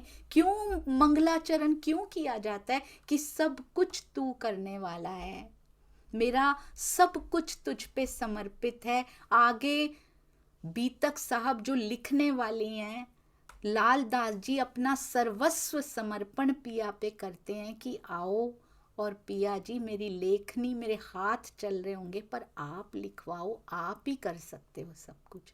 तो ये बीतक साहब भी स्वामी जी के आशीर्वाद से, कल स्वामी जी से मैंने बोला मुझे थोड़ी सी नर्वसनेस हो रही है, प्रथम बार है स्वामी जी, थोड़ा डर लग रहा है। तो उन्होंने कहा, बहुत शांत धीर गंभीर मेरे सतगुरु, उन्होंने कहा आपने करनी है, चिंता उसको हो जिन्होंने करनी है। तो अथ पिया पर न्योछावर वारी वारी वारी बीतक साहब आज से शुरू होती हैं। सुंदर साथ जी हम सब अहम का विसर्जन करें और चलें उन तीन स्वरूपों को समझने के लिए, उन तीन स्वरूपों को निहारने के लिए। क्या ये तीन स्वरूप बसरी, मलकी और हक्की के हैं? क्या मोहम्मद साहब का इतना वर्णन, उनके जीवन का वर्णन, उनके बीतक का वर्णन क्या बीतक साहब में किया गया है? ये जागनी लीला की बीतक है सुंदर साथ जी, परम धाम की आत्माओं की जागनी की लीला है। और मोहम्मद साहब उस समय परम धाम की आत्माएं तो उतरी भी नहीं थी। तो ये कौन से तीन स्वरूप हैं? ना तो ये बसरी, मलकी और हक्की हैं, मलकी और हक्की तो हैं ही सुंदर साथ जी, पर बसरी स्वरूप का वर्णन कुरान में पहले ही किया जा चुका है। तो ये मलकी और हक्की का वर्णन है। क्या ये ब्रज, रास और जागनी तीन ब्रह्मांड के स्वरूपों की बात कही गई है? यानी ब्रज के श्री कृष्ण जी, रास के रास बिहारी रूपी श्री कृष्ण जी, या फिर रास बिहारी का स्वरूप भी उनके अंदर था, या फिर और महामती श्री प्राणनाथ जी। नहीं सुंदर साथ जी, ब्रज का वर्णन श्रीमद् भागवत में बहुत सुंदर किया गया है। रास का वर्णन श्री रास में अति सुंदरता से कर दिया गया। बीतक साहब में रिपीट नहीं किया जाता। 4,500 ही तो चौपाइयाँ हैं, बार बार नहीं लिखेंगे। जो वर्णन पहले हो चुके वो इसमें नहीं किए जाएंगे। तो ये कौन से तीन हैं? 120 वर्ष जागनी लीला के, यानी कि 16 विक्रम संवत 1638 देवचंद्र जी का जन्म होता है। हम सब आत्माएं पधारती हैं पिया जी संग इस काल माया में, तब से लेकर 1758 यानी 120 साल उसमें ऐड कर दें, इतना वर्णन इस बीतक साहब में किया गया है। इसमें भी कुछ प्रश्न पैदा होते हैं, उन प्रश्नों के बारे में भी हम बात करेंगे।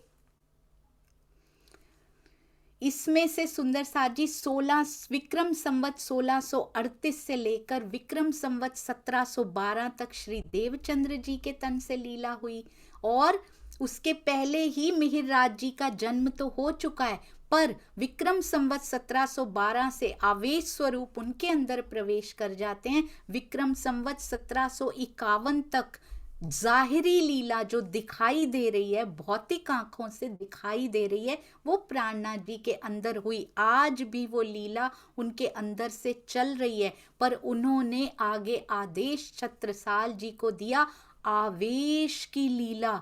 जी हाँ, आवेश की लीला छत्रसाल जी के अंदर हुई। क्या केवल 7 साल तक ही हुई? छत्रसाल जी तो 24 साल तक यहाँ रहे थे। उसके बाद आवेश स्वरूप क्या वापस चले गए थे? इसके बारे में भी बात करेंगे सुंदर साथ जी। तो कहीं ब्रज का स्वरूप हमारी श्री मुखवाणी में, साहिब के संसार में आए तीन स्वरूप, सो कुरान यो कहवहीं सुंदर रूप अनूप। तो यहाँ पे तीन स्वरूप आए, कौन कौन से? बसरी, मलकी, हक्की। एक ब्रिज बाल को, दूसरा रास किशोर, तीसरा बुढ़ापन में भयो भोर। तो ये क्या इन 3 स्वरूपों की बात हो रही है? पर बीतक साहब में किसका वर्णन किया गया? 20 बरसों लो कायम होसी वैराट सचराचर। अखंड मुक्ति का अधिकारी जब ये ब्रह्मांड वैराट सचराचर कायमी की तैयारी कर लेगा, वो जागनी लीला के 120 वर्ष बीत जाएंगे। चौथे 5वें दिन की लीला पूरी और छठा दिन अभी शुरू ही हुआ था। एग्जैक्टली कहां से छठा दिन शुरू होता है? व्हाट वॉज द डेट जिस दिन छठा दिन शुरू हो जाता है? इसके बारे में भी बात करेंगे सुंदर साथ जी। 1712 में हम सबको पता है 1751 के बाद 7 साल और बचते हैं 1758। क्यों? 1638 से 1758 पूरे 120 वर्ष अति सुंदर लीलाएं। यहाँ बसरी सूरत का कोई प्रसंग नहीं आया। यदि माने भी तो आप ऐड करके देखें तो 120 वर्ष बनते हैं, 63 साल उनकी वो कही जाती है। आप ऐड करके देखिएगा, अगर 120 बने तो जरूर जरूर स्वयं के अंदर मंथन जरूर कीजिएगा सुंदर साथ जी। तो इन 3 लीलाओं में देवचंद्र जी चौथा दिन, 5वां दिन श्री प्राणनाथ जी, ये कौन से दिनों की बात हो रही है? कौन सा चौथा दिन, कौन सा 5वां दिन? इसकी भी बीतक साहब में पूरी क्लैरिफिकेशन बाद में आएगी। डोंट वरी सुंदर साथ जी, कुंजी है तो पूर्ण कुंजी है। उसके बाद 7 साल महाराजा छत्रसाल जी के तन से लीला होती है। तो अथ 3 स्वरूपों की, ये 3 स्वरूपों की बीतक है। कहते हैं लालदास जी कहते हैं ये तीनों का प्रसंग मुझसे लिखवा रहे हैं।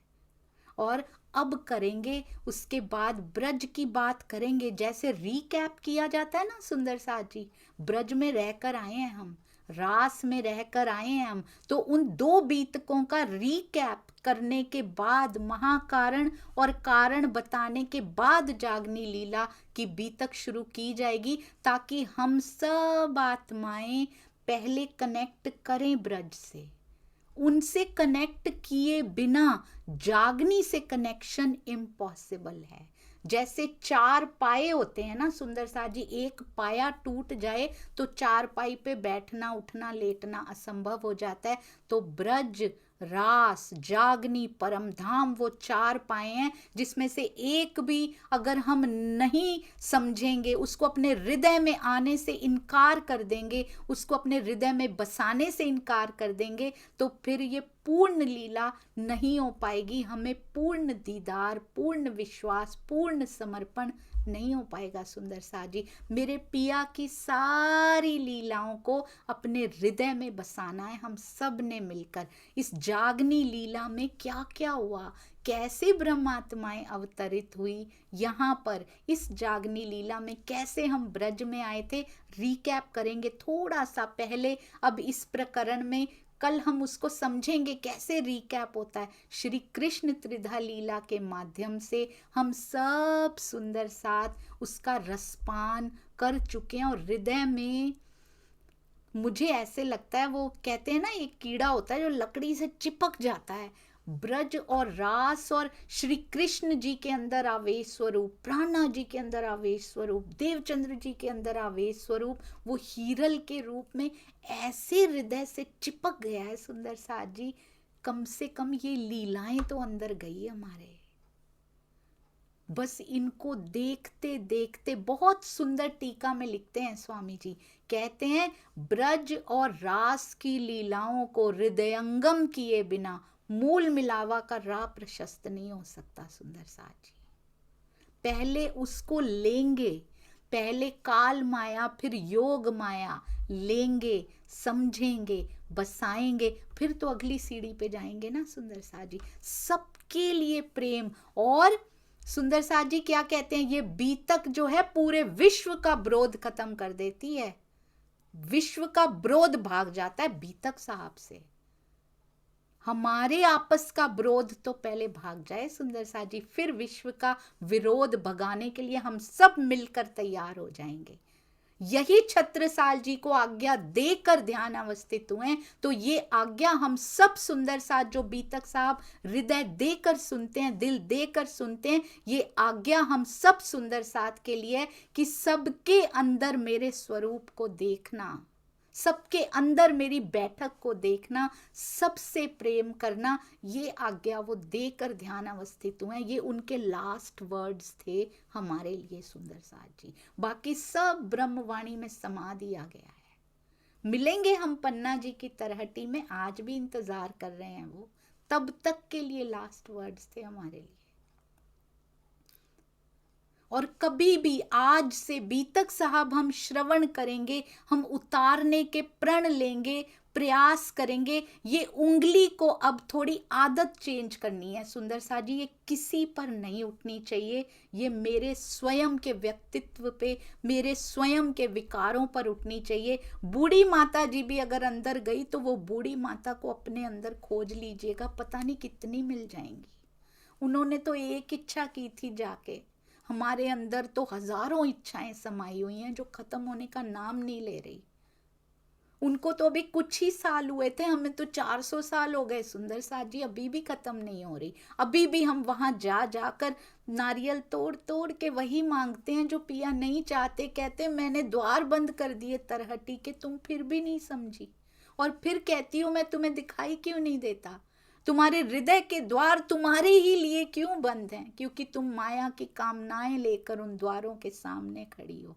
इस प्रकार दो चीजें की सुंदर साथ जी। वो बूढ़ी माता अंदर नहीं जा पाई। एक तो उन्होंने हम सुंदर साथ जी के लिए ये शिक्षा दी कि माया की चाहनाएं लेकर यहां मत आना, मेरे हृदय का द्वार तुम्हें बंद मिलेगा।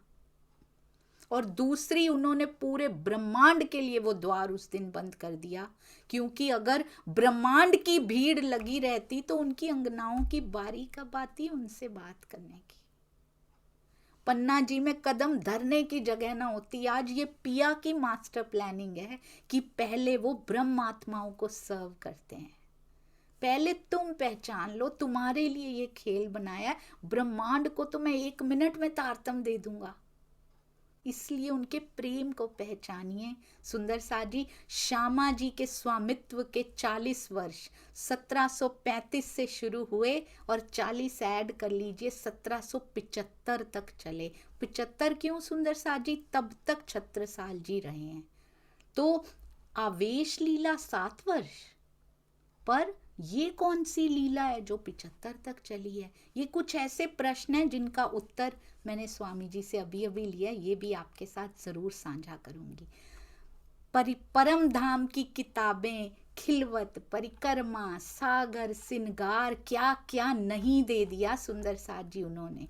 और आपको पता है जिन राजाओं के नाम लिखे गए हैं, 28वां कलयुग, 28वां त्रेता, 28वां द्वापर, 28वें सतयुग में जितने राजा आए हैं ना, 28वां इज सो इम्पॉर्टेंट। जैसे मानो 28 स्तंभ का चौक हो गया हो, चौक में भी 4 होते हैं ना, 4 दिशाएं होती हैं। 28वां कलयुग, 28वां त्रेता, 28वां द्वापर, 28वां सतयुग इतना इम्पॉर्टेंट हो गया कि उसको बीतक साहब में स्थान दे दिया गया। इन चारों की उम्र मिला लें तो पता है कितनी बनती है सुंदर साथ जी? 43,20,000 वर्षों की एक चतुर्युगी होती है। तो इतने राजा तो दिए नहीं गए, वो तो बहुत कम कम राजा दिए गए हैं। तो इसका मतलब पूरे राजा नहीं दिए गए, कहीं ऋषियों को भी राजा के रूप में प्रस्तुत कर दिया गया। राजा गुणों से होता है, और कहीं कहीं तो असुरों को भी बता दिया गया कि उसका राज्य था। मेन बताने का पर्पस, आप सभी राजाओं के नाम बीतक साहब में पढ़ सकते हैं। मेन बताने का पर्पस क्या है सुंदर साथ जी? कि जब औरंगजेब का राज्य आएगा तब बुद्ध निष्कलंक अवतार, बुद्ध निष्कलंक स्वरूप के रूप में हमारे पिया जी जाहिर हो जाएंगे। ये उसको बताने का पर्पस था। और साकुमार की आत्मा इसमें कितने रोड़े अटकाएगी, साकुमार की आत्मा होते हुए भी मोमिनों पर क्या क्या अत्याचार नहीं किए जाएंगे, ये उसमें बताने का प्रयत्न किया गया है बीतक साहब में। आत्मा होते हुए भी जीव भाव कैसे हावी हो जाता है, ये बताया गया है। और सुंदर साथ जी आपको पता है, सतयुग में 4 पाए होते हैं, सत्य, तप, ज्ञान और कर्म। उसके बाद 4 पायों पे खड़ा होता है धर्म। धर्म के 4 चरणों पे खड़ा होता है ये ब्रह्मांड। त्रेता में 3 रह जाते हैं, पहला हट जाता है, सत्य हट जाता है, तो क्या रह जाता है? तप, ज्ञान और कर्म रह जाता है। फिर आता है द्वापर। द्वापर में एक और हट जाता है, क्या रह जाता है? सत्य और तप हट जाते, ज्ञान और कर्म रह जाता है। और कलयुग में तो ज्ञान भी नहीं रहता। जो हम सोचते हैं ना हमें बड़ा ज्ञान हो गया, ये कलयुग का अहंकार बोलता है सुंदर साथ जी। ज्ञान रहनी से चरितार्थ होता है। सतयुग में कलयुग में केवल कर्म रह जाता है। तो यदि हम कर्म नहीं करेंगे आज, यदि उतारने का बार बार क्यों बोला जाता है? क्योंकि ज्ञान काम नहीं करेगा यहाँ अकेला।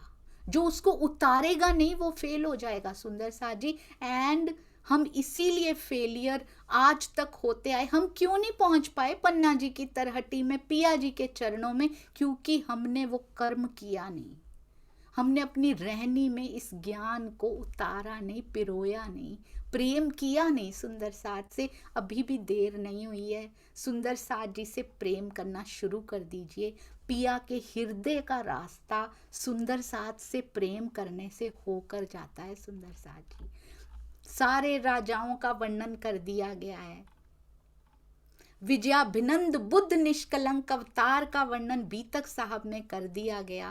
कहते हैं बहुत ही सुंदरता से अब पिया को अपने हृदय में आवाहन करना शुरू कर दो। केवल अपने हृदय में आवो जी वाला मारे घेर, आवो जी वाला, बस। और सुंदर साथ से प्रेम करना शुरू कर दो। जब सुंदर साथ जी विजयाभिनंद बुद्ध निष्कलंक स्वरूप का प्रकटन हो चुका हमारे लिए, बीतक प्रारंभ होती है, हर साल होती है। पिया जी सोचिए, उनके जीवन की एक एक लीला को लिखना कोई आसान है?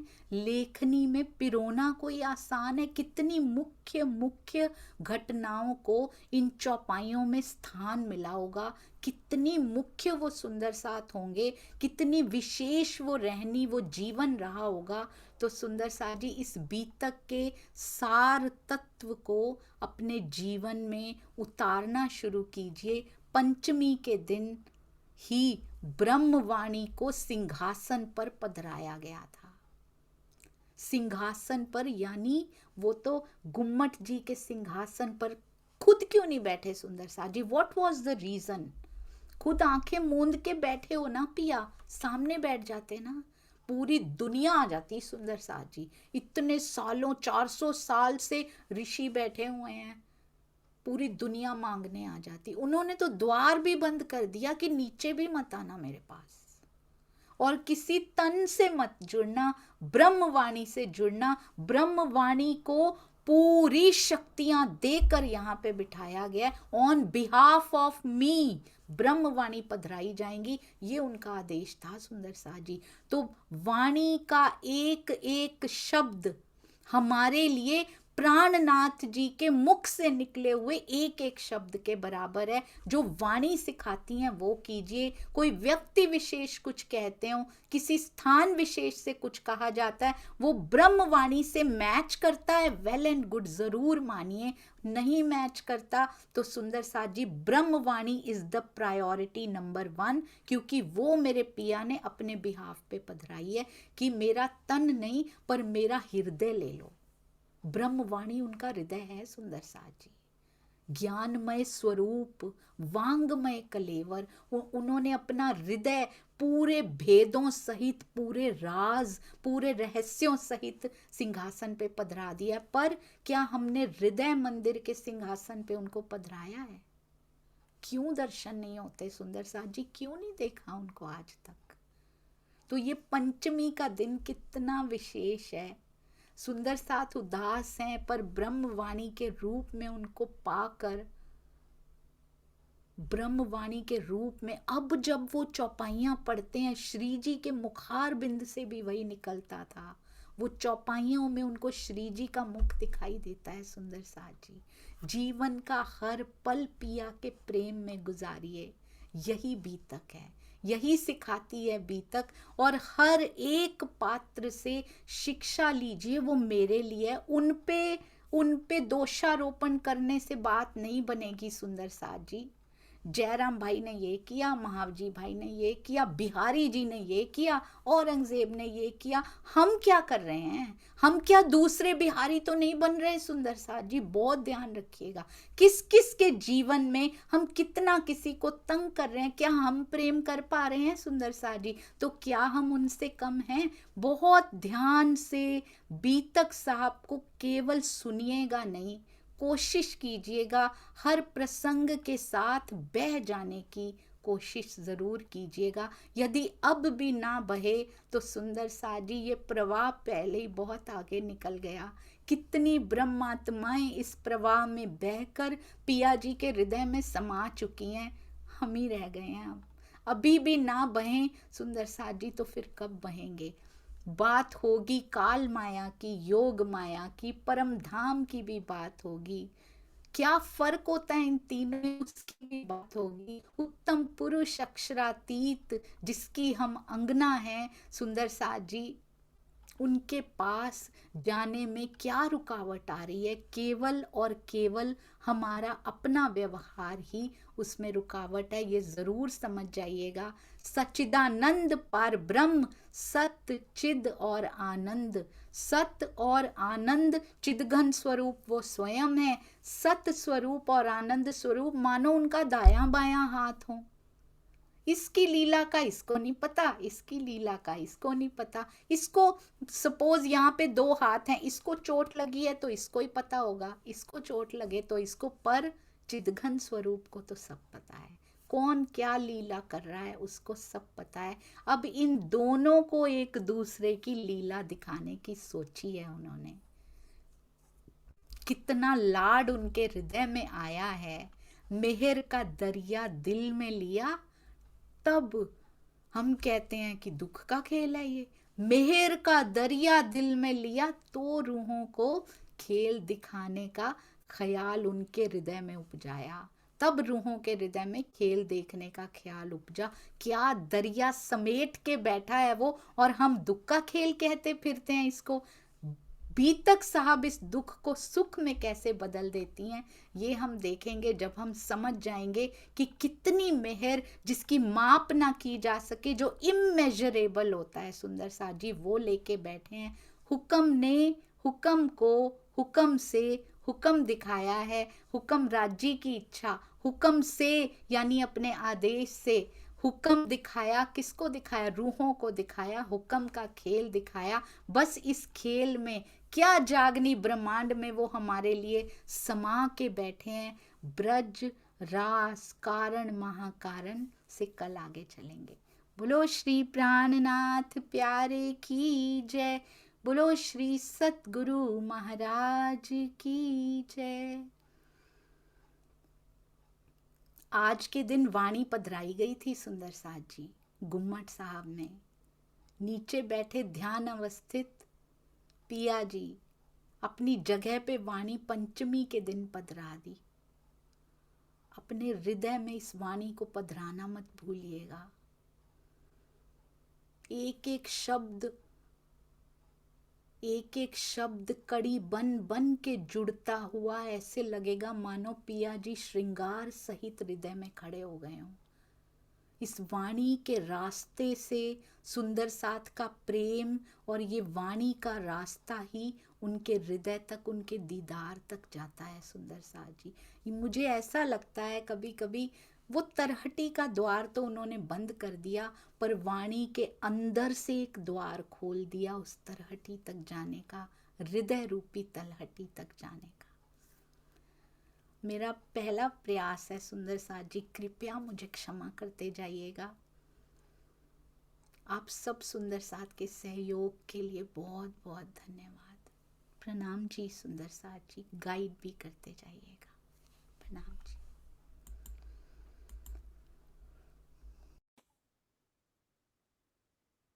जी, मेरी आवाज आ रही? हाँ जी, बहुत अच्छी आ रही है भाई। सभी सुंदर साथ को प्रणाम जी। प्राणाधार सुंदर साथ जी, आज से हमारे बीतक का महोत्सव प्रारंभ होने जा रहा है। मैं महोत्सव इसीलिए भी कहता हूँ क्योंकि पूरे वर्ष में इससे सुंदर अवसर मुझे कहीं प्रतीत नहीं होता। संख्या की दृष्टि से भले ही हम सब कोई जूम मीटिंग से जुड़े हैं, कोई किसी विभिन्न स्थान में पहुंचे होते हैं, कोई प्रत्यक्ष रूप से किसी मंदिर में जाकर के चर्चा सुन रहे होते हैं, पर ये एक अवसर ऐसा है जिसमें समस्त विश्व के सुंदर साथ किसी न किसी रूप में राज्य से जुड़ते हैं, किसी न किसी रूप में वाणी से और बीतक से जुड़ते हैं। बीतक वैसे तो केवल इतिहास नहीं है, पर एक दृष्टि से इसे हम कुछ हद तक इतिहास भी कह सकते हैं। वैसे बीतक हमारा इतिहास, वर्तमान और भविष्य तीनों है। और यदि इसको थोड़ी देर के लिए इतिहास की दृष्टि मान करके देखें, तब भी इसे इस प्रकार से समझना चाहिए, क्योंकि बहुत सारे ऐसे लोग हैं जो सोचते हैं कि हम बार बार वितर्क को दोहराते क्यों है, हर साल क्यों दोहराना है, एक बार सुन लिया बहुत हो गया।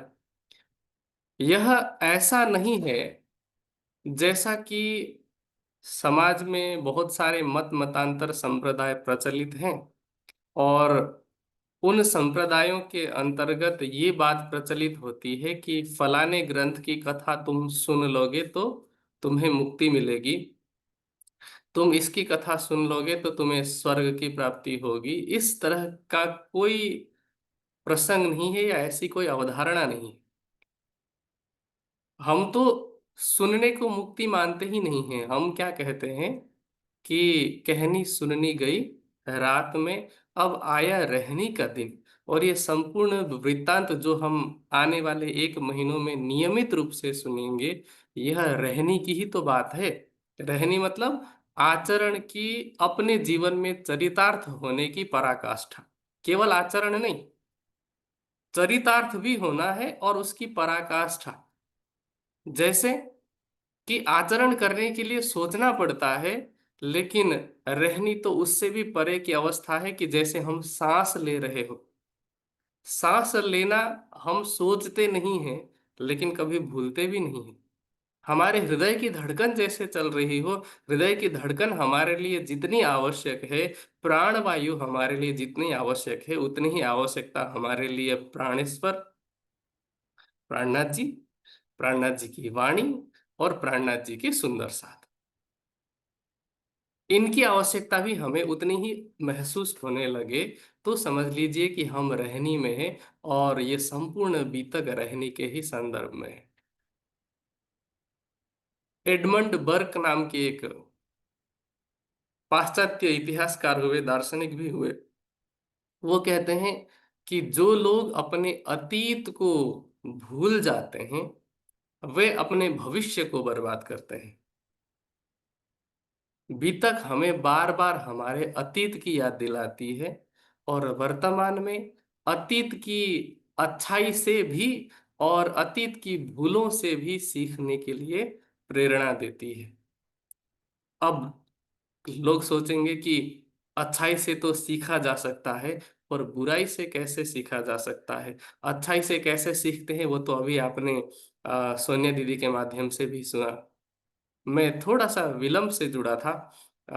मैं लगभग लगभग अंतिम के 20-25 मिनट में सुन पाया, प्रारंभ की सभी बातों को मैं नहीं सुन पाया, पर फिर भी हम हर वर्ष तो सुनते ही हैं। अच्छाई से सीखना कैसे है? श्री देवचंद्र जी का धैर्य, उनकी निरंतरता, उनकी निष्ठा, मिहिर राज जी की श्रद्धा, उनका समर्पण, उनकी त्याग भावना, जागनी के प्रति उनका निरंतर प्रयास, इसी प्रकार लालदास जी का समर्पण, या उन 12 मोमिनों का समर्पण, महाराजा छत्रसाल जी का समर्पण, लालबाई जी का, तेज कुंवरी जी का, फूलबाई जी का, रूपा राधा ललिता सखी का समर्पण, ऐसे दर्जनों उदाहरण होंगे। पूरी बीतक तो हम उसमें सुनेंगे ही, मैं अभी कितनों के नाम लूं। और बुराई से कैसे सीखनी है? बुराई से ऐसे सीखनी है कि हम कैसे भी बने, पर बिहारी जी जैसे ना बने, हम औरंगजेब जैसे ना बने। हमारे मन में कभी भी,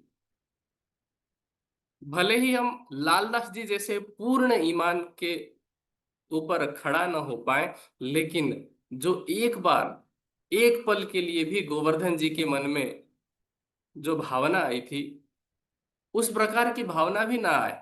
अभी तो हम उनसे भी बहुत पीछे हैं। अभी हम लालदास जी से तुलना करने की हालत में नहीं है। गोवर्धन जी की भी यदि हो जाए तब भी बहुत बड़ी बात होगी, लेकिन फिर भी लक्ष्य तो हमारा बड़ा ही होना चाहिए ना। तो हमारा लक्ष्य ऐसा हो कि हम ईमान में इतना आगे बढ़ें, श्रद्धा समर्पण में इतना आगे बढ़ें कि वो जो एक पल के लिए बेईमानी की भावना आई थी कि नहीं, श्री जी को नहीं बताना है वरना हमें मरने भेज देंगे, वो भावना भी हमारे हृदय में ना आए। कभी भी हमारे हृदय में जिस प्रकार थोड़ी समय के लिए ही सही, लेकिन लक्ष्मीदास जी के मन में आया था कि मैं श्री जी के आगे तो नहीं चल सकता, लेकिन बराबरी में बैठ कर के जरूर जागने का कार्य कर सकता हूँ, हमारे मन में वैसी भावना भी ना आए।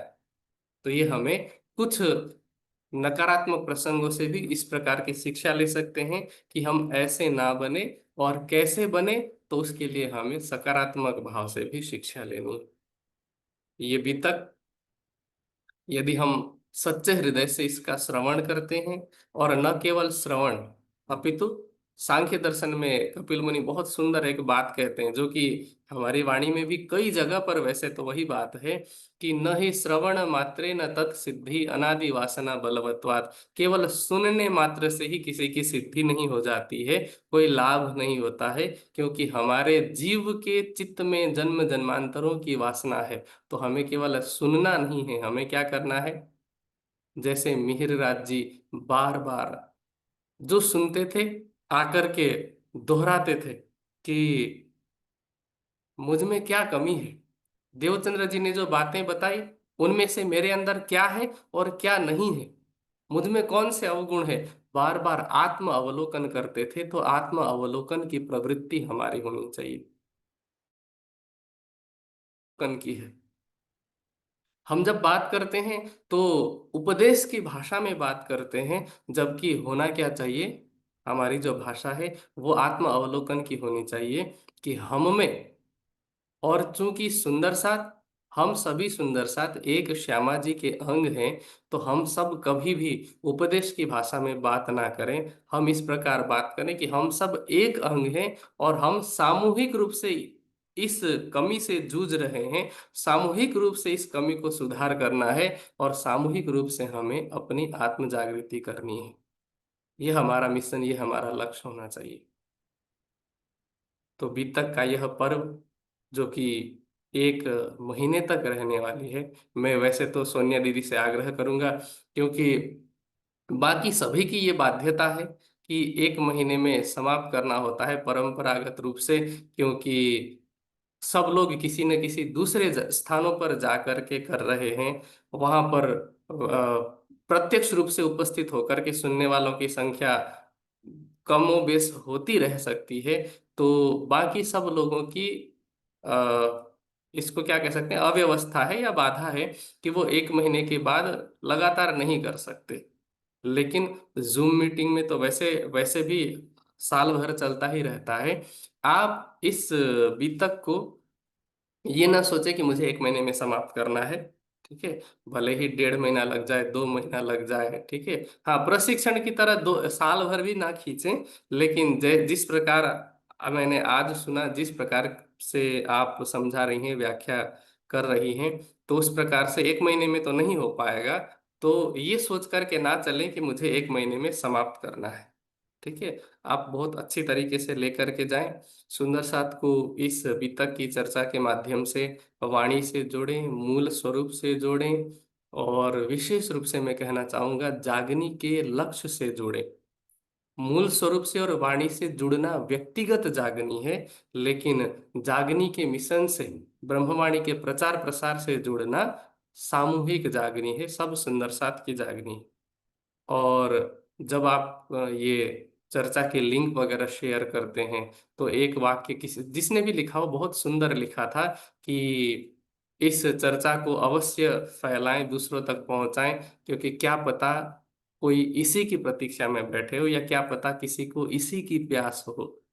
और ये बात वास्तव में सत्य है कि ये 1 महीने की जो बीतक चलने वाली है अभी, मैं समझता हूं कि कई दर्जन लोग ऐसे होंगे जिनकी चर्चा फेसबुक, यूट्यूब या जूम के माध्यम से होती होगी। मैं सब सुंदर साथ से कहना चाहूंगा कि हम किसी भी एक गुट के बंधन में, किसी भी एक ग्रुप के बंधन में ना हो। वैसे तो सुंदर साथ नहीं है, मैं देखता हूँ ग्रुप वगैरह में कि जब भी कोई चर्चा आती है सब सुंदर साथ शेयर करते हैं। मैं कम से कम भी 50-60 ग्रुप्स में जुड़ा हुआ हूँ, तो मैं देख सकता हूँ, मैं अवलोकन करके ही बोलता हूँ, हवा में तो बात नहीं करनी चाहिए। तो सब सुंदर साथ शेयर करते हैं, लेकिन फिर भी अभी क्योंकि ये 1 महीने की बीतक है ना, इसमें और ज्यादा चर्चाएं होंगी। और आपको ये नहीं पता, या मुझे भी ये नहीं पता कि किसकी बुद्धि में किसकी शैली घुस जाए, है ना। प्रैक्टिकली मैं बता रहा हूँ आपको। यहाँ पर जितने सुंदर साथ जुड़े हैं, उनमें से हो सकता है कि 60 से 70% सुंदर साथ ऐसे हों जो स्वामी जी की चर्चा को नहीं समझ पाते हो। वो कहेंगे कि नहीं, स्वामी जी के प्रति भाव है, हम सुनते हैं, पर स्वामी जी की सारी बात समझ में नहीं आती है, क्योंकि स्वामी जी की भाषा विद्वतापूर्ण भी होती है। और स्वामी जी जिस तरह की साहित्य की शैली में बात करते हैं, वैसा अध्ययन हमारा नहीं है, तो उस स्तर की पूरी बात हम नहीं समझ पाते। ठीक है। तो हो सकता है कि किसी को स्वामी जी की बात समझ में आए पूरी तरह से, हो सकता है किसी को किसी और प्रचारक की बात समझ में आए, किसी को हो सकता है कि मेरी बात समझ में आ सकती है, किसी को सोनिया जी की बात समझ में आ सकती है, किसी को किरण माता जी की बात समझ में आ सकती है, किसी को ज्योत्सना माता जी की बात समझ में आ सकती है। तो इसीलिए जितने भी प्रचारक, जितने भी प्रवक्ता वाणी की बीतक की चर्चा कर रहे हैं, और यदि आपको ये लगता है कि इस प्रचारक की ये वाली चर्चा इस व्यक्ति को समझ में आ सकती है, उस तक अवश्य पहुंचाएं। और उसे पहुंचाने में शर्म ना करें, बिल्कुल वैसे ही शर्म ना करें जैसे कि पूरी तरह से लोक लाज मर्यादा को छोड़ करके कानजी भाई बार बार जाते थे ना उन 5 दरबारियों के पास नलवा पहुंचाने के लिए। वैसे ही ये ना सोचे कि कोई क्या सोचेगा, क्या ही सोचेगा ज्यादा से ज्यादा। इससे ज्यादा क्या हो सकता है कि आपको कोई ब्लॉक कर सकता है कि भाई मैसेज कर करके परेशान कर रहा है, उससे ज्यादा तो कुछ हो नहीं पाएगा। क्योंकि ऑनलाइन मुक्का मारने का तो अभी सिस्टम नहीं आया है ना, तो वो ब्लॉक ही कर सकता है। तो इसलिए इस बीतक को ये अवसर मानते हुए, एक अपना कर्तव्य समझते हुए, हम हर प्रसंग से शिक्षा लें कि हमें जागने के लिए क्या करना है, स्व आत्म जागने के लिए, और अन्य सुंदर साथ की जागने के लिए क्या करना है। वैसे तो बीतक में प्रत्येक प्रसंग से, चाहे वो धोरीड़ा वाला प्रसंग हो, चाहे वो औरंगजेब की जागृति के प्रयास का प्रसंग हो, चाहे, वैसे तो श्री जी को सब पता है, अंदर जो युगल स्वरूप विराजमान है उन्हें सब पता है, लेकिन फिर भी सुंदर साथ को सिखाना है कि प्रयास करना है। तो वो कभी खड़कारी राजा के पास भेज देते हैं, कभी जसवंत सिंह के पास भेज देते हैं, कभी उदयपुर में जा करके राणा राज सिंह को जगाने का प्रयास करते हैं, जबकि अंदर बैठे राज जी को तो पता ही है कि इसके अंदर परम धाम की ब्रह्मात्मा नहीं है। लेकिन छठे दिन की लीला में हम सबको ये सिखाना था, क्योंकि जिस तन में प्रत्यक्ष राज्य बैठ करके लीला कर रहे हो, वो तो पता कर लेंगे कि किसके अंदर आत्मा है, तो 2 तनों से तो जागनी होगी। लेकिन छठा दिन जो ब्रह्मात्माओं के द्वारा जागनी करने का है, अब उन्हें तो प्रत्यक्ष ये पता ही नहीं होगा, तो प्रयास कैसे करेंगे। फिर सब आड़ी का लीला के भरोसे बैठेंगे। इसलिए हमें परिश्रम करवाना है। परिश्रम क्यों कराना है? क्योंकि परिश्रम करने में तकलीफ है, दुख है, जिसे देखने के लिए हमने इच्छा व्यक्त की थी, सब कुछ सरलता से हो जाती, तो फिर हमारी इच्छा दुख देखने की कभी समाप्ति नहीं होती, और पुनः चौथी बार माया में आना पड़ता है। अभी कुछ दिन पहले, 4-5 दिन पहले ही, जब मैं ज्ञानपीठ में था, कुछ सुंदर साथ आए और बात करते हुए अपना दुखड़ा रोने लग गए कि अशोक जी, हम तो जिस क्षेत्र में रहते हैं ना, वहां पर हम लोग एक जगह पर हैं, और दूसरे सुंदर साथ को ढूंढना होना तो 5-7 किलोमीटर है, तीसरा सुंदर साथ कोई 35-40 किलोमीटर है, बहुत दूर दूर है, बहुत समस्या होती है। मैंने कहा कि जब परम धाम में इकट्ठे थे तब भी इच्छा हुई, ब्रजमंडल में आए तब भी इकट्ठे थे, तब भी लगा कि नहीं हम सब साथ साथ में थे, मजा नहीं आ रहा है राज जी। रास में सब साथ साथ में थे, तब भी मजा नहीं आ रहा था, तो उसी के लिए तो भेजे हैं ना। अब राज जी हम पर पूरा दारोमदार सौंप रहे हैं कि यदि इकट्ठे रहने में आनंद आ रहा है तो फिर इकट्ठा करो, अपने तन को माध्यम बनाओ, अपने तन को साधन बनाओ। राजी तो है ही, पल पल पग पग मदद करने के लिए तो है ही, और उसके लिए फिर हमें सिखापन लेने की आवश्यकता है, बड़ी पाती से, छोटी पाती से, कि श्री जी ने दूसरों की जागनी के लिए कैसे सिखापन दिए। तो मैं बहुत अधिक न कहते हुए, जितने भी वित्तकार हमारे समाज में जाने वाले हैं, अभी इस जूम मीटिंग में सोनिया दीदी तो है ही, सोनिया दीदी के अलावा भी जितने भी तककार, मैंने कल ही श्री प्राणनाथ ज्ञानपीठ से विभिन्न स्थानों में जाने वाले प्रचारकों की सूची जारी भी की थी। उनके अलावा भी बहुत सारे ऐसे प्रचारक हैं जो जागने के लिए निकल रहे हैं। निकलना बहुत बड़ी बात है, क्योंकि किसी भी जगह पर जा करके राज्य की बात को फैलाने में, घर से बाहर निकलने में समस्या तो होती ही है।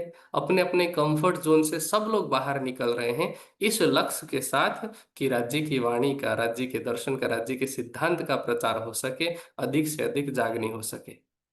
तो आप सभी को शुभकामनाएं देते हुए मैं श्री राज्य से यही प्रार्थना करूंगा कि जितने भी सुंदर साथ जागने के लिए प्रयास कर रहे हो, उनका प्रयास सफल हो, और अधिक से अधिक संख्या में सुंदर साथ जुड़ें, अधिक से अधिक संख्या में बीतक से प्रेरणा लेते हुए, और अधिक से अधिक सुंदर साथ आप जैसे बने। जितने प्रचारक हैं जिनके हृदय में जागने के लिए दर्द है, ऐसे दर्द वाले सुंदर साथ और भी अधिक बने। केवल चर्चा सुन करके, हाँ सावन का महीना है तो सुनना है, और इस प्रकार की औपचारिकता वाले सुंदर साथ ना बने, जिम्मेदारी उत्तरदायित्व को निभाने वाले सुंदर साथ बने। क्योंकि वाणी कहती है कि ब्रह्मात्मा क्या करती है, बोझ निभाए साथ को और बोझ मसनंद भरतार। सुंदर साथ की जिम्मेदारी भी उठाती है और राज्य को अपने हृदय रूपी गादी पर बैठाने की जिम्मेवारी भी उठाती है। तो हम सभी जिम्मेदार बने, हम सभी सजग बने, समझदार बने, राज्य के उत्तराधिकारी न बने, राज्य के उत्तरदायी बने। ठीक है, उत्तराधिकारी तो राज्य ने बनाया ही हुआ है हमें, पर उत्तराधिकार का उत्तरदायित्व निभाना बहुत बड़ी बात है। हम सभी उत्तरदायित्व को निभाने वाले बने। बस इसी शुभकामना के साथ सभी को प्रणाम।